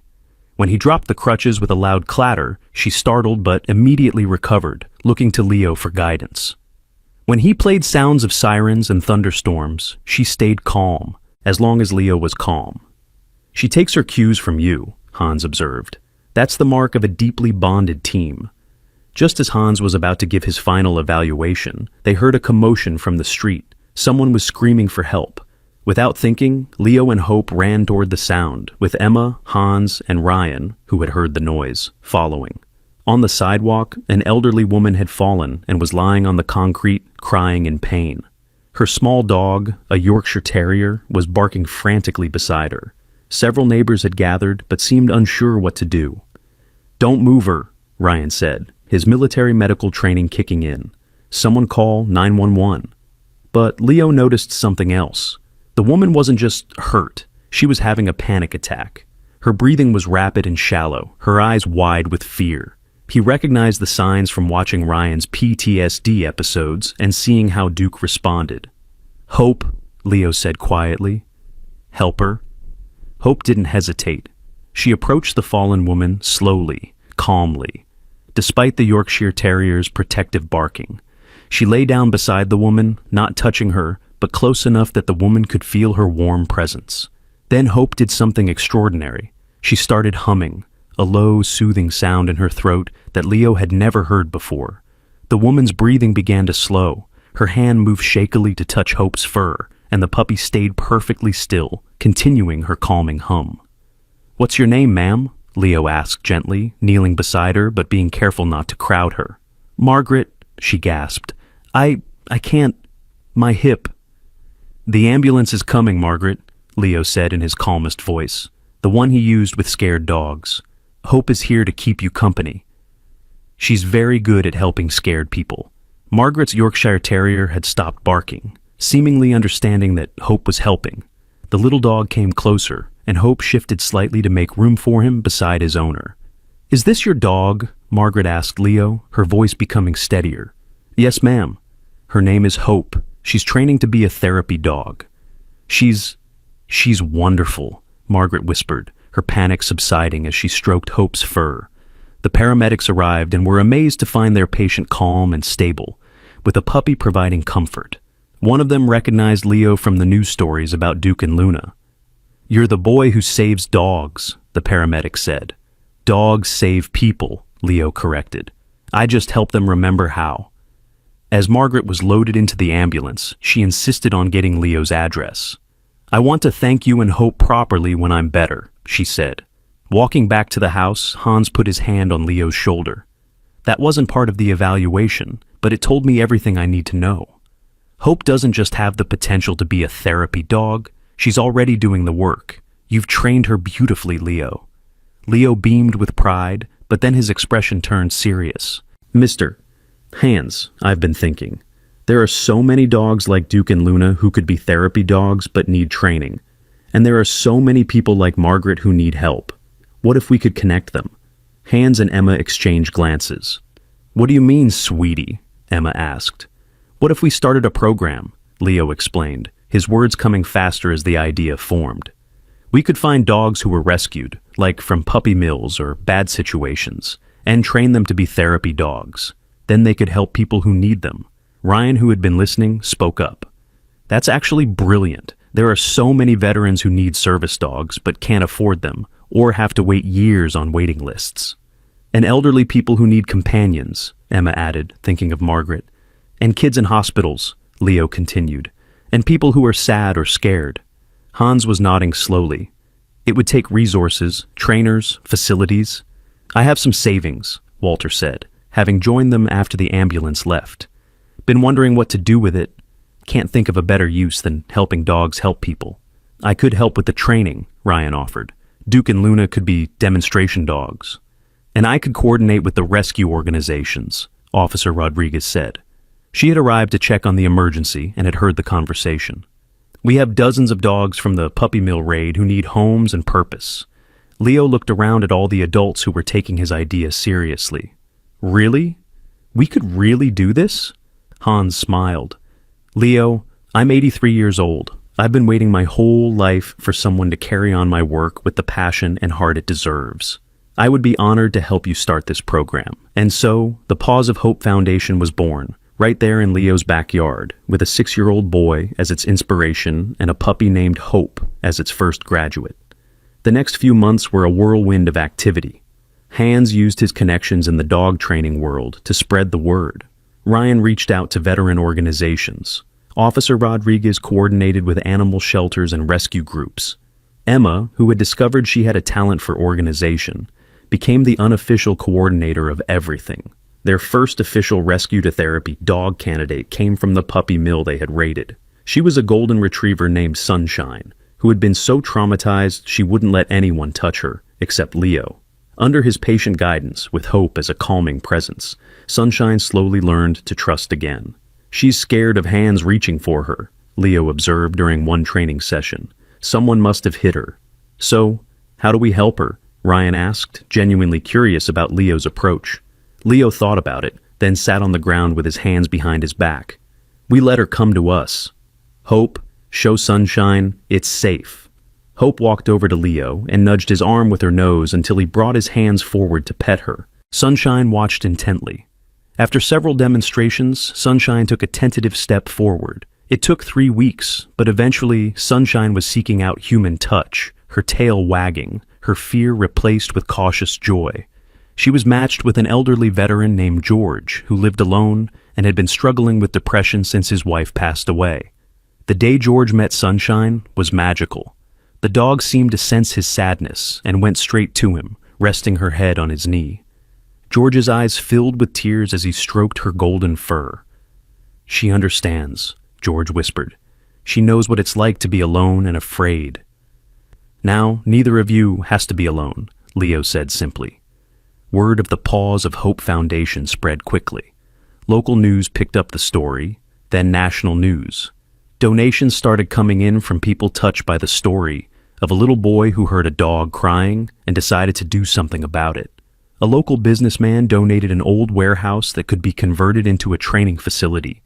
A veterinarian offered free services for all the rescue dogs in the program. A pet food company provided free food for the dogs during their training period. But the most amazing development came when Leo received a letter from the White House.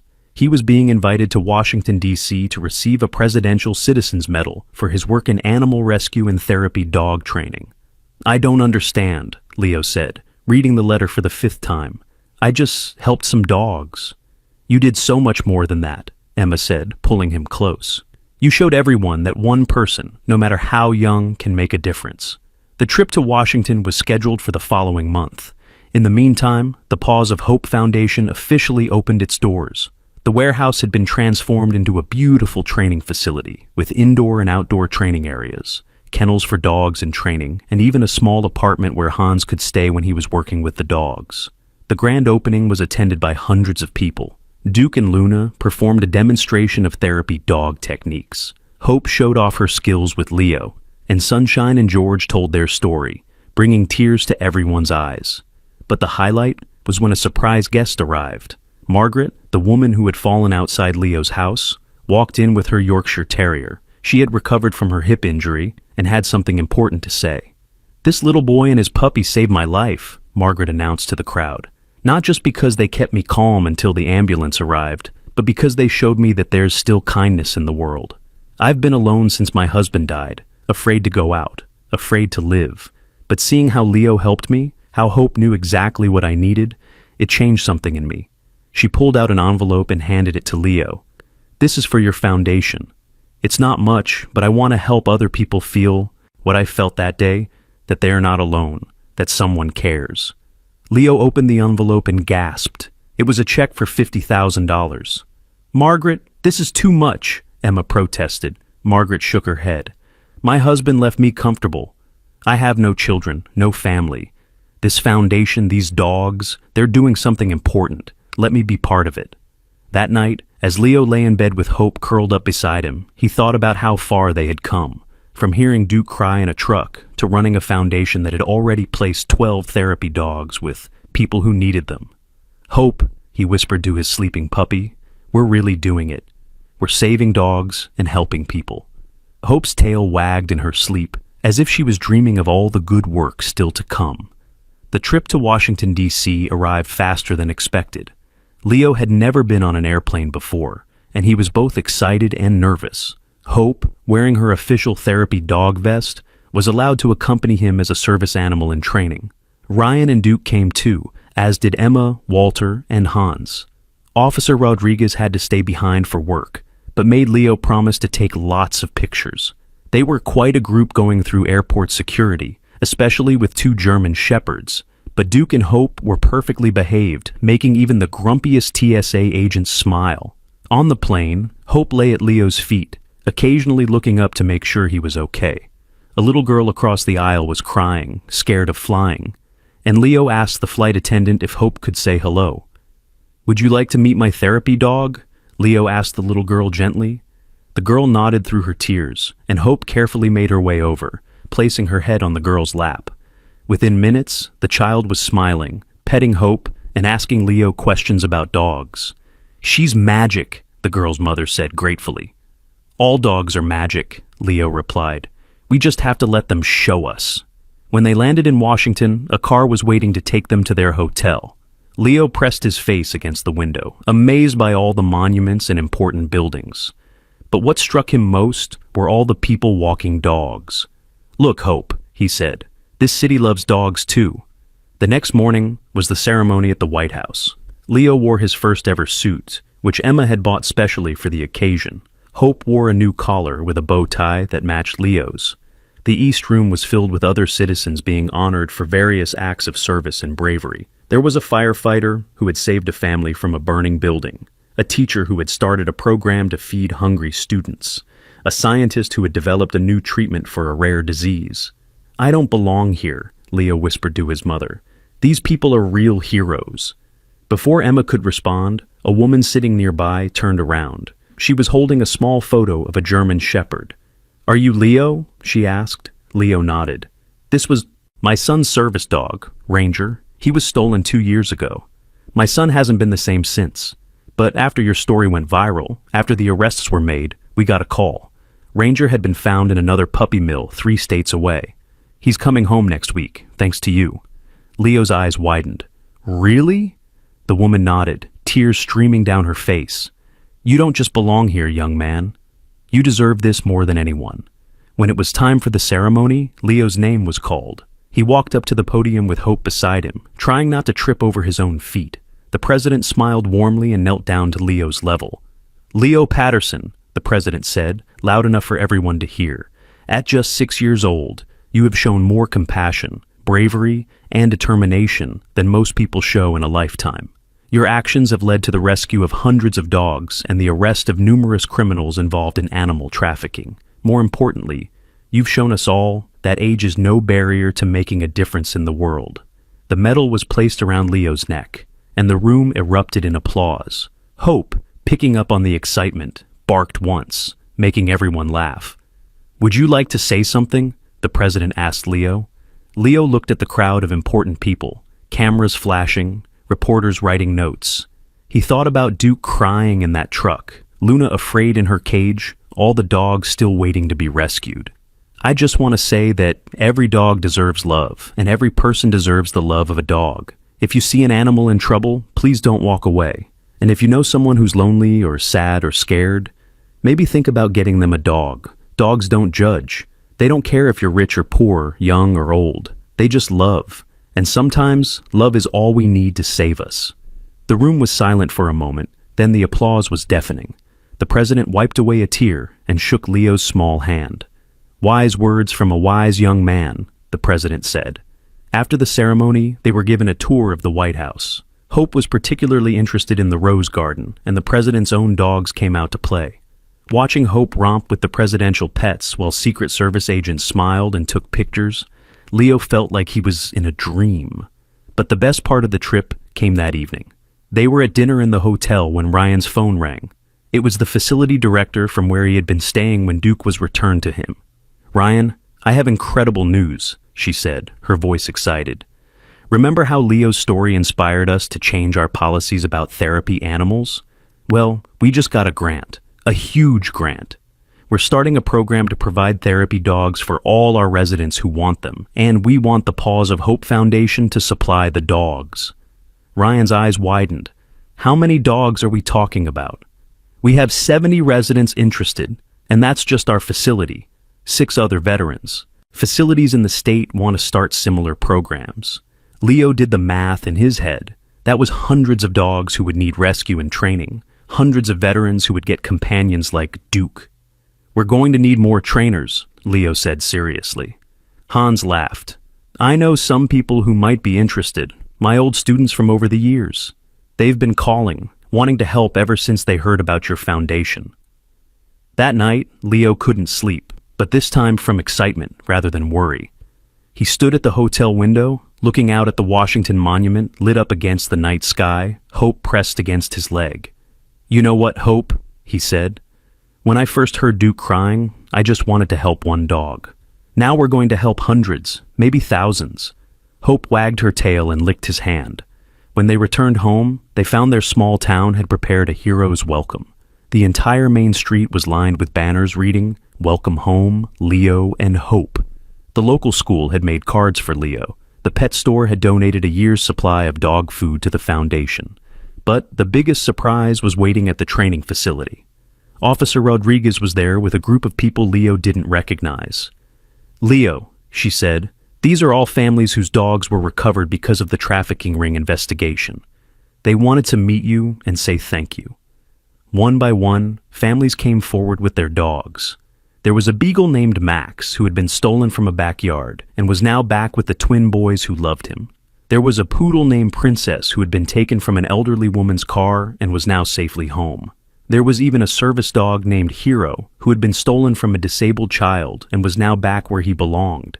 Each family had a story. Each dog had survived trauma, and each reunion had happened because one little boy hadn't walked away when he heard a dog crying. "We want to help," one father said. "Our dog is home safe, but others aren't so lucky. What can we do?" And so, the Paws of Hope Foundation grew. Volunteers poured in. Some wanted to help train dogs, others offered to foster dogs during their rehabilitation. Still others donated money or supplies. The local school started a Paws of Hope Club, where students raised money and made toys for the dogs in training. Leo continued to work with the dogs every day after school. Hope was his constant companion, helping nervous rescue dogs feel safe, showing them that humans could be trusted. Together, they were an unstoppable team. One afternoon, Leo was working with a particularly difficult case, a husky named Storm, who had been used in illegal sledding races and was terrified of everything. Storm wouldn't eat, wouldn't play, and cowered in the corner of his kennel. Leo sat outside Storm's kennel for 3 hours, just reading aloud from his favorite book. Hope lay beside him, calm and patient. Finally, Storm crept forward, drawn by Leo's gentle voice. "That's it, Storm," Leo whispered. "You're safe now. No one's going to hurt you again." It took weeks, but eventually Storm learned to trust. He was matched with a teenage boy who had autism and struggled to connect with people. The bond between them was immediate and powerful. Storm seemed to understand the boy's different way of communicating, and the boy found in Storm a friend who accepted him completely. As Leo's 7th birthday approached, Emma asked him what he wanted for his birthday. "I want to have a party at the training facility," Leo said, "and I want everyone to bring dog food or toys instead of presents for me. The dogs need things more than I do." The birthday party became a community event. Hundreds of people showed up with donations. The local news covered it, calling it Leo's Birthday Wish for Dogs. They raised enough supplies to keep the foundation running for 6 months, but the best birthday present came from an unexpected source. Hans stood up during the party with an announcement. "I've been training dogs for over 60 years, he said. "I've won competitions, I've trained police dogs, I've done it all. But working with Leo these past months has been the highlight of my career, which is why I'm officially naming Leo as my successor. When he's old enough, if he wants it, my entire breeding and training operation will be his." Leo's mouth fell open. "Really? You have the gift, Leo. More than that, you have the heart. The dogs know it, I know it, everyone here knows it. You're going to do things with dogs that I never dreamed of." Ryan stood up next. "And Duke and I want to make an announcement too. We're getting certified as an official therapy team. We're going to start visiting hospitals and schools, showing people what rescue dogs can do. Luna's almost ready to join us. And, Walter added, standing with difficulty but with determination, I'm donating my RV to the foundation. It can be converted into a mobile training unit, so you can take the program to communities that need it. Leo was overwhelmed. He looked around at all these people who had become his family, all these dogs who had been saved, all because he had refused to ignore Duke's cries. Thank you, he said, his voice small but clear. Thank you for believing in me and the dogs. As the party continued, Leo slipped away to the quiet kennel area where the newest rescues were kept. These were the dogs who had just arrived, still scared, still broken, still wondering if life would ever be good again. He walked past each kennel, whispering soft words of encouragement. Hope walked beside him, occasionally touching noses with the scared dogs through the bars. At the last kennel, Leo stopped. Inside was a small mixed breed, probably a terrier mix, with matted fur and fearful eyes. She had been found abandoned in a box by the highway, nearly dead from starvation. Hi there, Leo said softly. You're safe now? I know you don't believe it yet, but you are. And someday, you're going to make someone very happy. You're going to be someone's best friend, someone's reason to smile, someone's hope. The little dog lifted her head slightly, making eye contact with Leo for just a moment before looking away again. That's okay, Leo continued. You don't have to trust me yet, but I'll be here every day, and so will Hope, and eventually you'll see that the world can be good again. As he turned to leave, he heard the smallest sound, the tiniest whimper, not of fear, but of longing. The little dog had crept to the front of the kennel, watching him go. Leo smiled. Another save was beginning. Over the next year, the Paws of Hope Foundation placed over 100 dogs with people who needed them. Each placement was carefully considered, each match thoughtfully made. There were failures, of course, dogs who were too traumatized to recover fully, matches that didn't work out. But the successes far outnumbered the setbacks. Leo developed a reputation as the dog whisperer kid. People brought him their problem dogs, their scared rescues, their aggressive strays. More often than not, Leo could find a way to reach them. It's not magic, Leo would explain to anyone who asked. I just remember that every mean dog is really just a scared dog, and every scared dog just needs someone to show them they're safe. Hope grew into a beautiful adult dog. Her one floppy ear never did stand up straight, but that just made her more endearing. She became a certified therapy dog and accompanied Leo on visits to hospitals, nursing homes, and schools. One particularly memorable visit was to a children's cancer ward. Leo and Hope met a little girl named Amy who was undergoing chemotherapy. She was bald, thin, and hadn't smiled in weeks according to the nurses. But when Hope gently climbed onto her hospital bed and laid her head on Amy's lap, the little girl's face transformed. She smiled, then laughed as Hope's floppy ear tickled her hand. She's silly, Amy giggled, the first happy sound she'd made in a month. The best dogs are silly, Leo told her. They remind us that it's okay to be happy even when things are hard. Amy's mother pulled Leo aside later, tears streaming down her face. Thank you. I haven't seen my daughter smile like that since her diagnosis. Can you come back? Leo and Hope visited Amy every week during her treatment. When she finally rang the bell indicating her treatment was complete, Hope was there, tail wagging, wearing a special bandana that said, Amy's brave buddy. Stories like Amy's became common. There was the veteran with PTSD who hadn't left his house in 2 years until a rescue dog named Courage gave him a reason to go outside. There was the autistic child who spoke his first words to a patient golden retriever named Sunshine. There was the elderly woman who had given up on life after her husband died until a senior rescue dog named Grace showed her that. It's never too late for new love. Each story reinforced what Leo had always known. Dogs and humans needed each other. And when they found each other, magic happened. As Leo's 8th birthday approached, the foundation faced its biggest challenge yet. The warehouse they had been using was being sold, and they needed to find a new location. The rent for similar spaces was far more than they could afford. Leo was devastated. What about all the dogs in training? Where will they go? Emma tried to stay positive, but she was worried too. They had 30 dogs in various stages of training and dozens more on a waiting list. That's when the community stepped up in a way no one expected. The mayor called a town meeting, and hundreds of people showed up. Business owners, families who had received dogs, volunteers, everyone who had been touched by the foundation's work. This foundation isn't just about dogs, the mayor said. It's about who we are as a community. Are we the kind of town that lets something this important fail? The answer was a resounding no.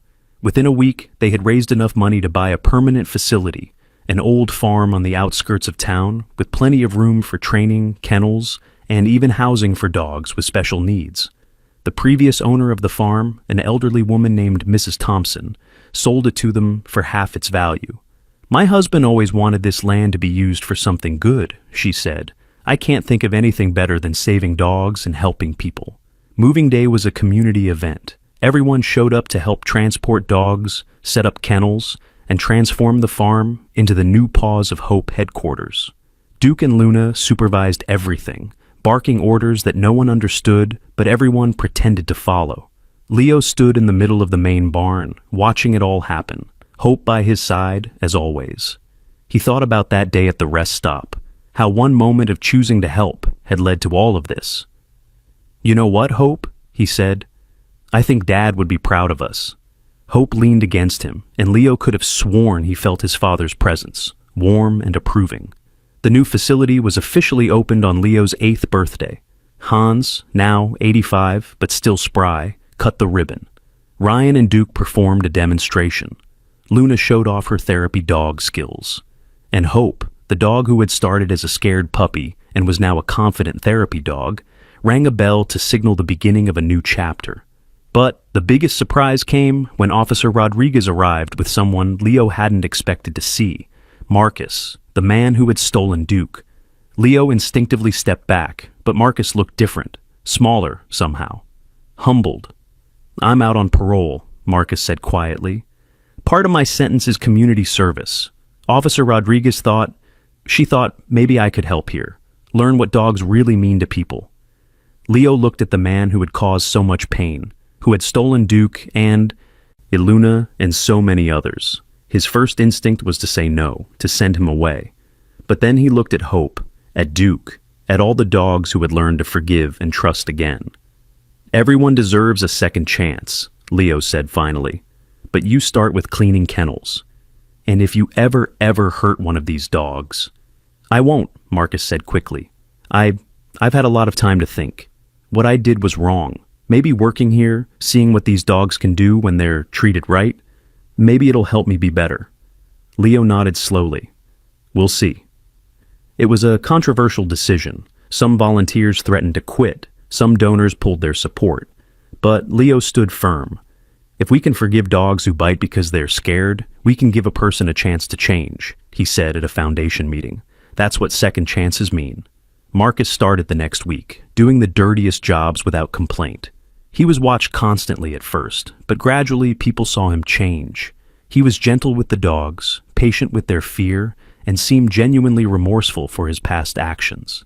One day, Leo found Marcus crying in one of the kennels. He was sitting with a German shepherd who had just been rescued from a fighting ring. "This could have been Duke," Marcus said through his tears. "I could have sent Duke to this. I'm so sorry, kid. I'm so sorry." Leo sat down beside him. "You can't change what you did, but you can change what you do next." Marcus nodded, wiping his eyes. "I want to help, really help, not just because I have to, but because it's right." And slowly Marcus became part of the Foundation's redemption story. He used his knowledge of the dog trafficking world to help police rescue more animals. He testified in court against his former partners. He even donated his entire savings to the Foundation, though it wasn't much. But his biggest contribution came when he helped rescue a particularly valuable dog, a champion bloodline German shepherd who was about to be sold to an illegal breeder. Marcus knew the criminals involved and helped police set up a sting operation. The dog they rescued was Duke and Luna's brother, Atlas. When Hans saw Atlas, he cried, "I thought I'd lost all three of them forever. Now, they're all safe." Atlas was traumatized, but not broken. Under Leo's patient care, with Duke and Luna helping their brother remember what it was like to be loved, Atlas slowly recovered. He was eventually placed with a search and rescue team, where his intelligence and training made him invaluable in finding lost hikers and disaster victims. As the foundation grew, so did Leo's reputation. He was invited to speak at veterinary schools, animal welfare conferences, and even testified before Congress about strengthening animal protection laws. Always, hope was by his side, a living example of what rescue and rehabilitation could accomplish. But Leo never forgot that he was still a kid. He played with Hope every day, did his homework, though he much preferred working with dogs, and still sang the lullaby his father had taught him to scare dogs. One evening, as the sun set over the farm, Leo sat on the porch of the main building, surrounded by dogs. Duke was there, getting gray around his muzzle, but still strong. Luna lay beside him, her therapy dog vest worn from years of service. Hope, of course, was pressed against Leo's side. And scattered around were a dozen other dogs in various stages of training. Ryan sat in a nearby chair, and Emma stood behind Leo, her hands on his shoulders. Walter was there too, older and frailer, but still visiting every day. Hans sat in his wheelchair now, age finally catching up with him, but his eyes were still bright as he watched the dogs. "You did this, Leo," Hans said quietly. "All of this started because you wouldn't walk away from a crying dog." Leo shook his head. "We all did this. Every person who helped, every volunteer, every donor, every family who adopted a rescue dog, even Marcus, working to make up for what he did. We all did this together. But you were the spark," Emma said, kissing the top of her son's head. "You were the one who showed us what was possible." As if understanding the conversation, Hope stood up and barked once, clear and strong. All the other dogs joined in, a chorus of barks that wasn't aggressive or fearful, but joyful. It was the sound of dogs who knew they were safe, who knew they were loved, who knew they had purpose. Leo laughed, the sound mixing with the barking. Okay, you're all heroes too." The barking continued, and lights came on in houses nearby, but no one complained. Everyone in town knew that sound. It was the sound of the Paws of Hope Foundation, the sound of second chances, the sound of love triumphing over cruelty. As the stars came out overhead, Leo made a wish, the same wish he made every night, that every dog would find a home, that every person who needed a dog would find one, and that the crying he had heard from Duke that day at the rest stop would never be ignored again. "Tomorrow we have 3 new rescues coming in," Ryan said, checking his phone. "One's aggressive, one won't eat, and one is so scared it won't even move." Leo smiled. "Perfect. Hope and I will start with the scared one. Scared is just another word for waiting to be brave." Hope wagged her tail in agreement, and Leo knew that tomorrow would bring new challenges, new dogs to save, new people to help. But tonight, surrounded by friends and family and dogs who had all found their way home, everything was perfect. The next morning brought unexpected news. A Hollywood producer had heard about Leo's story and wanted to make a movie about it. They offered a substantial sum for the rights, money that could fund the foundation for years. Leo was hesitant.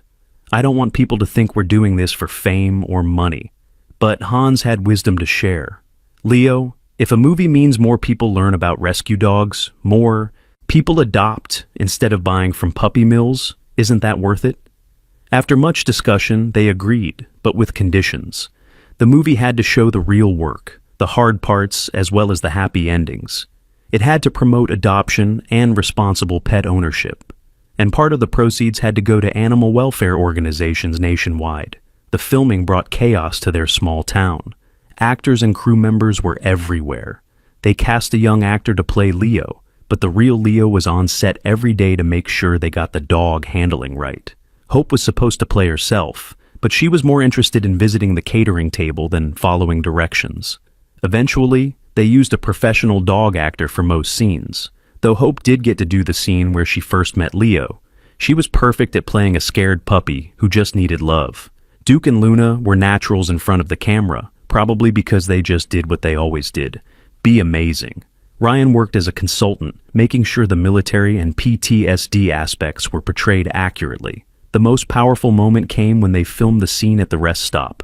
They had recreated the truck, the cages, everything. When the actor playing young Leo approached the truck and heard Duke crying, the real Leo had to leave the set. The memories were too powerful. Emma found him sitting with Hope behind one of the trailers, tears streaming down his face. "I can still hear him crying, Mama," Leo said. "Sometimes at night, I dream about all the dogs I couldn't save, all the ones still out there crying. Emma held him close. You can't save them all, baby. But look how many you have saved. Look how many people now know to listen for that crying. The movie, titled Hope's Journey, premiered 8 months later. Leo walked the red carpet with Hope, both of them wearing matching bow ties. Duke and Luna were there too, along with Ryan, Emma, Walter, and Hans in his wheelchair. The theater was packed with everyone from their town, plus animal welfare advocates from around the country. As the lights dimmed and the movie began, Leo held Hope's paw, remembering everything that had brought them to this moment. The movie was good, not perfect, but good. It captured the essential truth of what had happened, even if some details were changed for dramatic effect. The actor playing Leo did a wonderful job showing both his innocence and his determination. The dogs were portrayed with dignity and personality, not just as props. But the best part was the ending. Instead of fictional credits, the movie showed real footage of Leo working with rescue dogs, of successful adoptions, of therapy dogs with their new partners. The statistics scrolled by. Hundreds of dogs saved, thousands of people helped, dozens of criminals prosecuted. The final image was of the real Leo, now 8 years old, sitting in a field surrounded by dogs, Hope by his side, reading from a book. The camera pulled back to show the Paws of Hope farm, busy with volunteers and dogs and families coming to adopt. The theater erupted in applause. People were crying, cheering, hugging each other. The movie was a hit, eventually raising millions for animal welfare causes. But for Leo, the best part came later that night. His phone rang with a video call from Amy, the little girl with cancer he and Hope had visited. "Leo, I just saw your movie," Amy said excitedly. She was healthy now, her hair grown back, her cheeks rosy. "My parents got me a dog. Her name is Joy, and she's a rescue just like Hope." On the screen, a small mixed breed jumped into view, tail wagging furiously. Amy giggled as Joy licked her face. "She's perfect," Leo said, and meant it. After Amy hung up, Leo's phone rang again. And again, and again. People from all over the country who had seen the movie, wanting to adopt rescue dogs, wanting to volunteer, wanting to help. The Paws of Hope Foundation website crashed from too much traffic. The local shelter reported adoption applications had increased by 500%. Veterinarians reported a surge in people bringing in stray dogs for care instead of ignoring them. "The movie's only been out for 1 day," Emma said in amazement. "It's the Duke effect," Ryan said with a grin. One dog's cry, heard by one boy, now echoing around the world. As Leo prepared for bed that night, exhausted from the premiere and the attention, he found Hope sitting by his window, looking out at the stars. He joined her, wrapping his arm around her neck. "We did it, Hope," he whispered. "We really did it. Duke's cry is being heard everywhere now." Hope turned and licked his face, then settled against him with a contented sigh. But their work was far from over. The movie's success brought new challenges. The foundation was flooded with dogs needing rescue, more than they could handle. They needed to expand, to train more people, to create a network of Paws of Hope chapters across the country.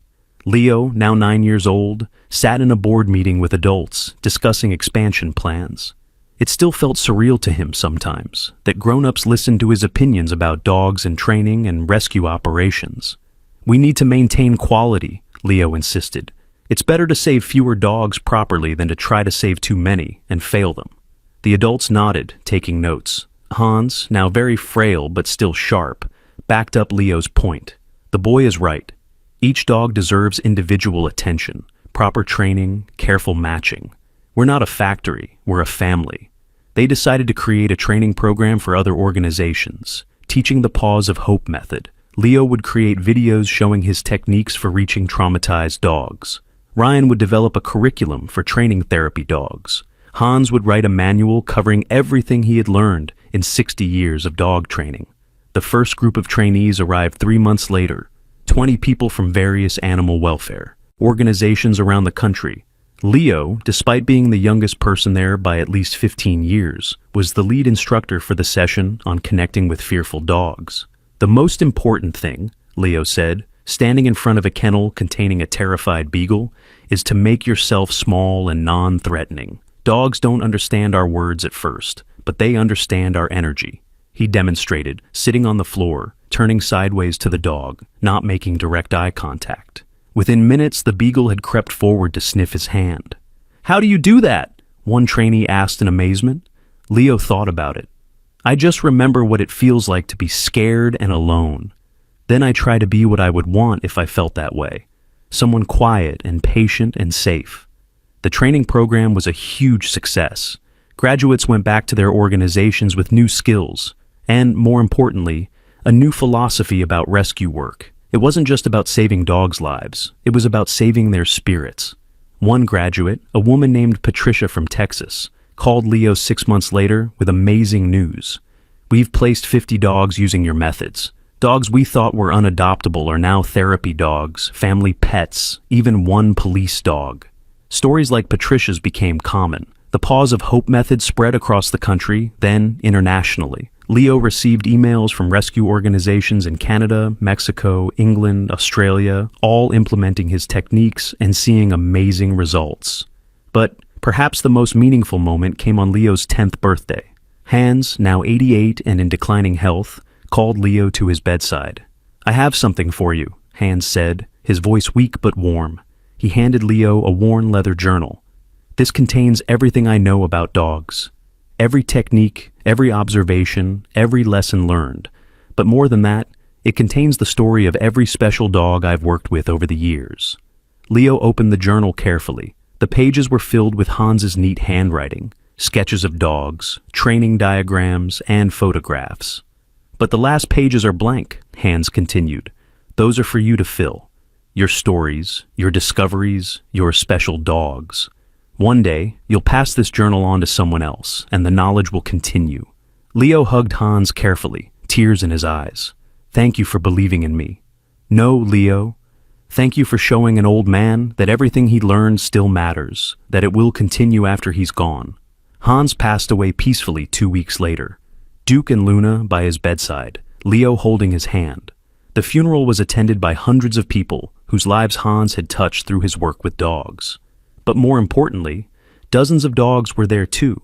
Therapy dogs, service dogs, rescued dogs, who had found homes because of Hans's teaching and Leo's compassion. At the service, Leo spoke about Hans's legacy. "Mister, Hans taught me that training dogs isn't about making them obey. It's about communicating with them, understanding them, helping them be their best selves. He said dogs are mirrors. They reflect the love we give them. Thanks to Mr. Hans, thousands of dogs have reflected love into the world." After the funeral, Leo found himself the official owner of Hans's training facility and breeding program. It was an enormous responsibility for a 10-year-old, but with Emma, Ryan, and a board of directors to handle the business side, Leo could focus on what he did best, working with dogs. The story could have ended there, with Leo established as a young expert in dog training and rescue, with the Paws of Hope Foundation thriving, with hundreds of dogs saved and thousands of people helped. But life had one more twist in store. One rainy afternoon, a woman arrived at the foundation with a small carrier. Inside was the tiniest puppy Leo had ever seen, a Chihuahua mix, probably only 4 weeks old, barely alive. "I found her in a dumpster," the woman said, tears streaming down her face. Who could do such a thing? The puppy was so small she fit in Leo's palm. She was cold, barely breathing, too young to be away from her mother. The vet on duty shook her head sadly. "She's too young, too weak. I don't think she'll make it through the night." But Leo wouldn't accept that. He remembered being told Duke wouldn't recover, that Luna was too traumatized, that so many dogs were beyond help. He took the tiny puppy home, determined to save her. For 3 days and nights, Leo didn't leave the puppy's side. He fed her with an eyedropper every 2 hours. He kept her warm against his chest, letting her hear his heartbeat. Hope lay beside them, occasionally licking the puppy gently, as if trying to help. Emma watched her son's dedication with a mixture of pride and worry. "Leo, you need to prepare yourself. The vet said—" "The vet doesn't know everything," Leo interrupted. "This puppy wants to live. I can feel it." And miraculously on the 4th day, the puppy opened her eyes fully and let out the tiniest bark anyone had ever heard. She was going to make it. Leo named her Miracle, and she became the Foundation's smallest ambassador. As she grew, though she never got very big, she showed the same gift for comforting scared animals that Hope had. Despite her tiny size, she would fearlessly approach large, traumatized dogs and somehow calm them with her presence. She knows what it's like to be thrown away, Leo explained to visitors, so she understands their pain. Miracle's story went viral, adding another chapter to the Paws of Hope legend. The tiny dog who shouldn't have survived became a symbol of hope for the most desperate cases. As Leo's 11th birthday approached, he looked back on 5 years since that day at the rest stop. The foundation had placed over 1,000 dogs. They had shut down 12 puppy mills and contributed to the arrest of dozens of animal abusers. They had trained 50 therapy dog teams and created a network of 20 Paws of Hope, chapters across the country. But more than statistics, there were the individual stories. Duke, now an old dog, still working as Ryan's therapy partner, having helped hundreds of veterans with PTSD. Luna, gentle and patient, visiting nursing homes every week, bringing joy to elderly residents. Hope, Leo's constant companion, who had personally comforted over 1,000 people in hospitals, schools, and disaster sites. And there was Atlas, Duke and Luna's brother, who had just made national news for finding 3 children lost in a forest during a blizzard. Storm, the scared husky, now a beloved family pet who helped his autistic owner navigate the world. Sunshine, the traumatized golden retriever who had become George's reason to keep living after his wife's death. Each dog had a story. Each person they helped had a story. And all of it traced back to that moment when a 5-year-old boy heard a dog crying and decided to do something about it. On his 11th birthday, Leo received a letter that would define the next phase of his journey. It was from the International Animal Welfare Organization, inviting him to speak at their global conference and to help establish Paws of Hope programs in developing countries where street dogs were often killed rather than rescued. "It's a big responsibility," Emma said, reading the letter. "You'd be traveling, working with different cultures, facing problems we haven't dealt with here." Leo looked at Hope, now showing gray around her muzzle, but still strong and eager to work. He thought about all the dogs in the world who were crying, like Duke had cried, waiting for someone to hear them. "We have to try," Leo said simply. "Every dog, everywhere, deserves a chance."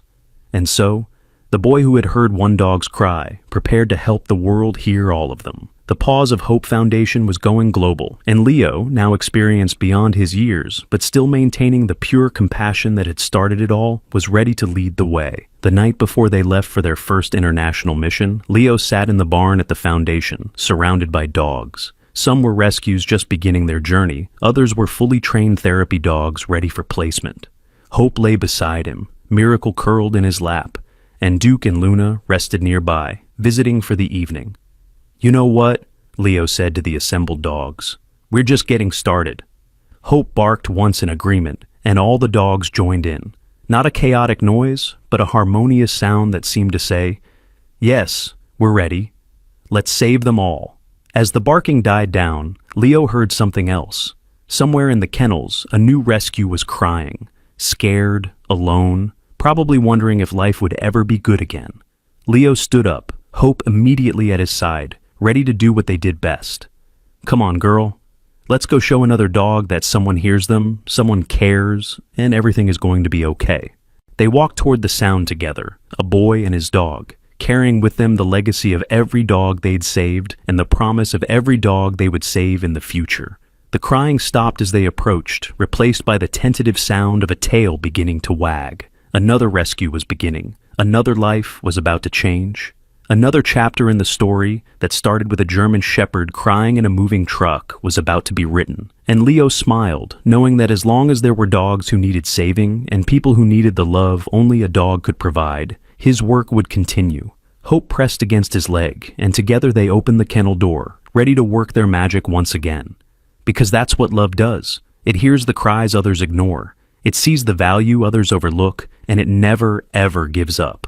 Just like a 5-year-old boy who heard a dog crying and changed the world, one rescue at a time. If this story touched your heart and brought tears to your eyes, please like and share it with everyone you know. Subscribe to our channel for more incredible true stories of hope, courage, and the unbreakable bond between humans and animals. And please comment below. Where are you watching from? And what rescue animal has changed your life? Remember, every view, every share, and every comment helps us spread awareness about animal rescue and the difference one person can make. Together, we can make sure no dog's cry goes unheard.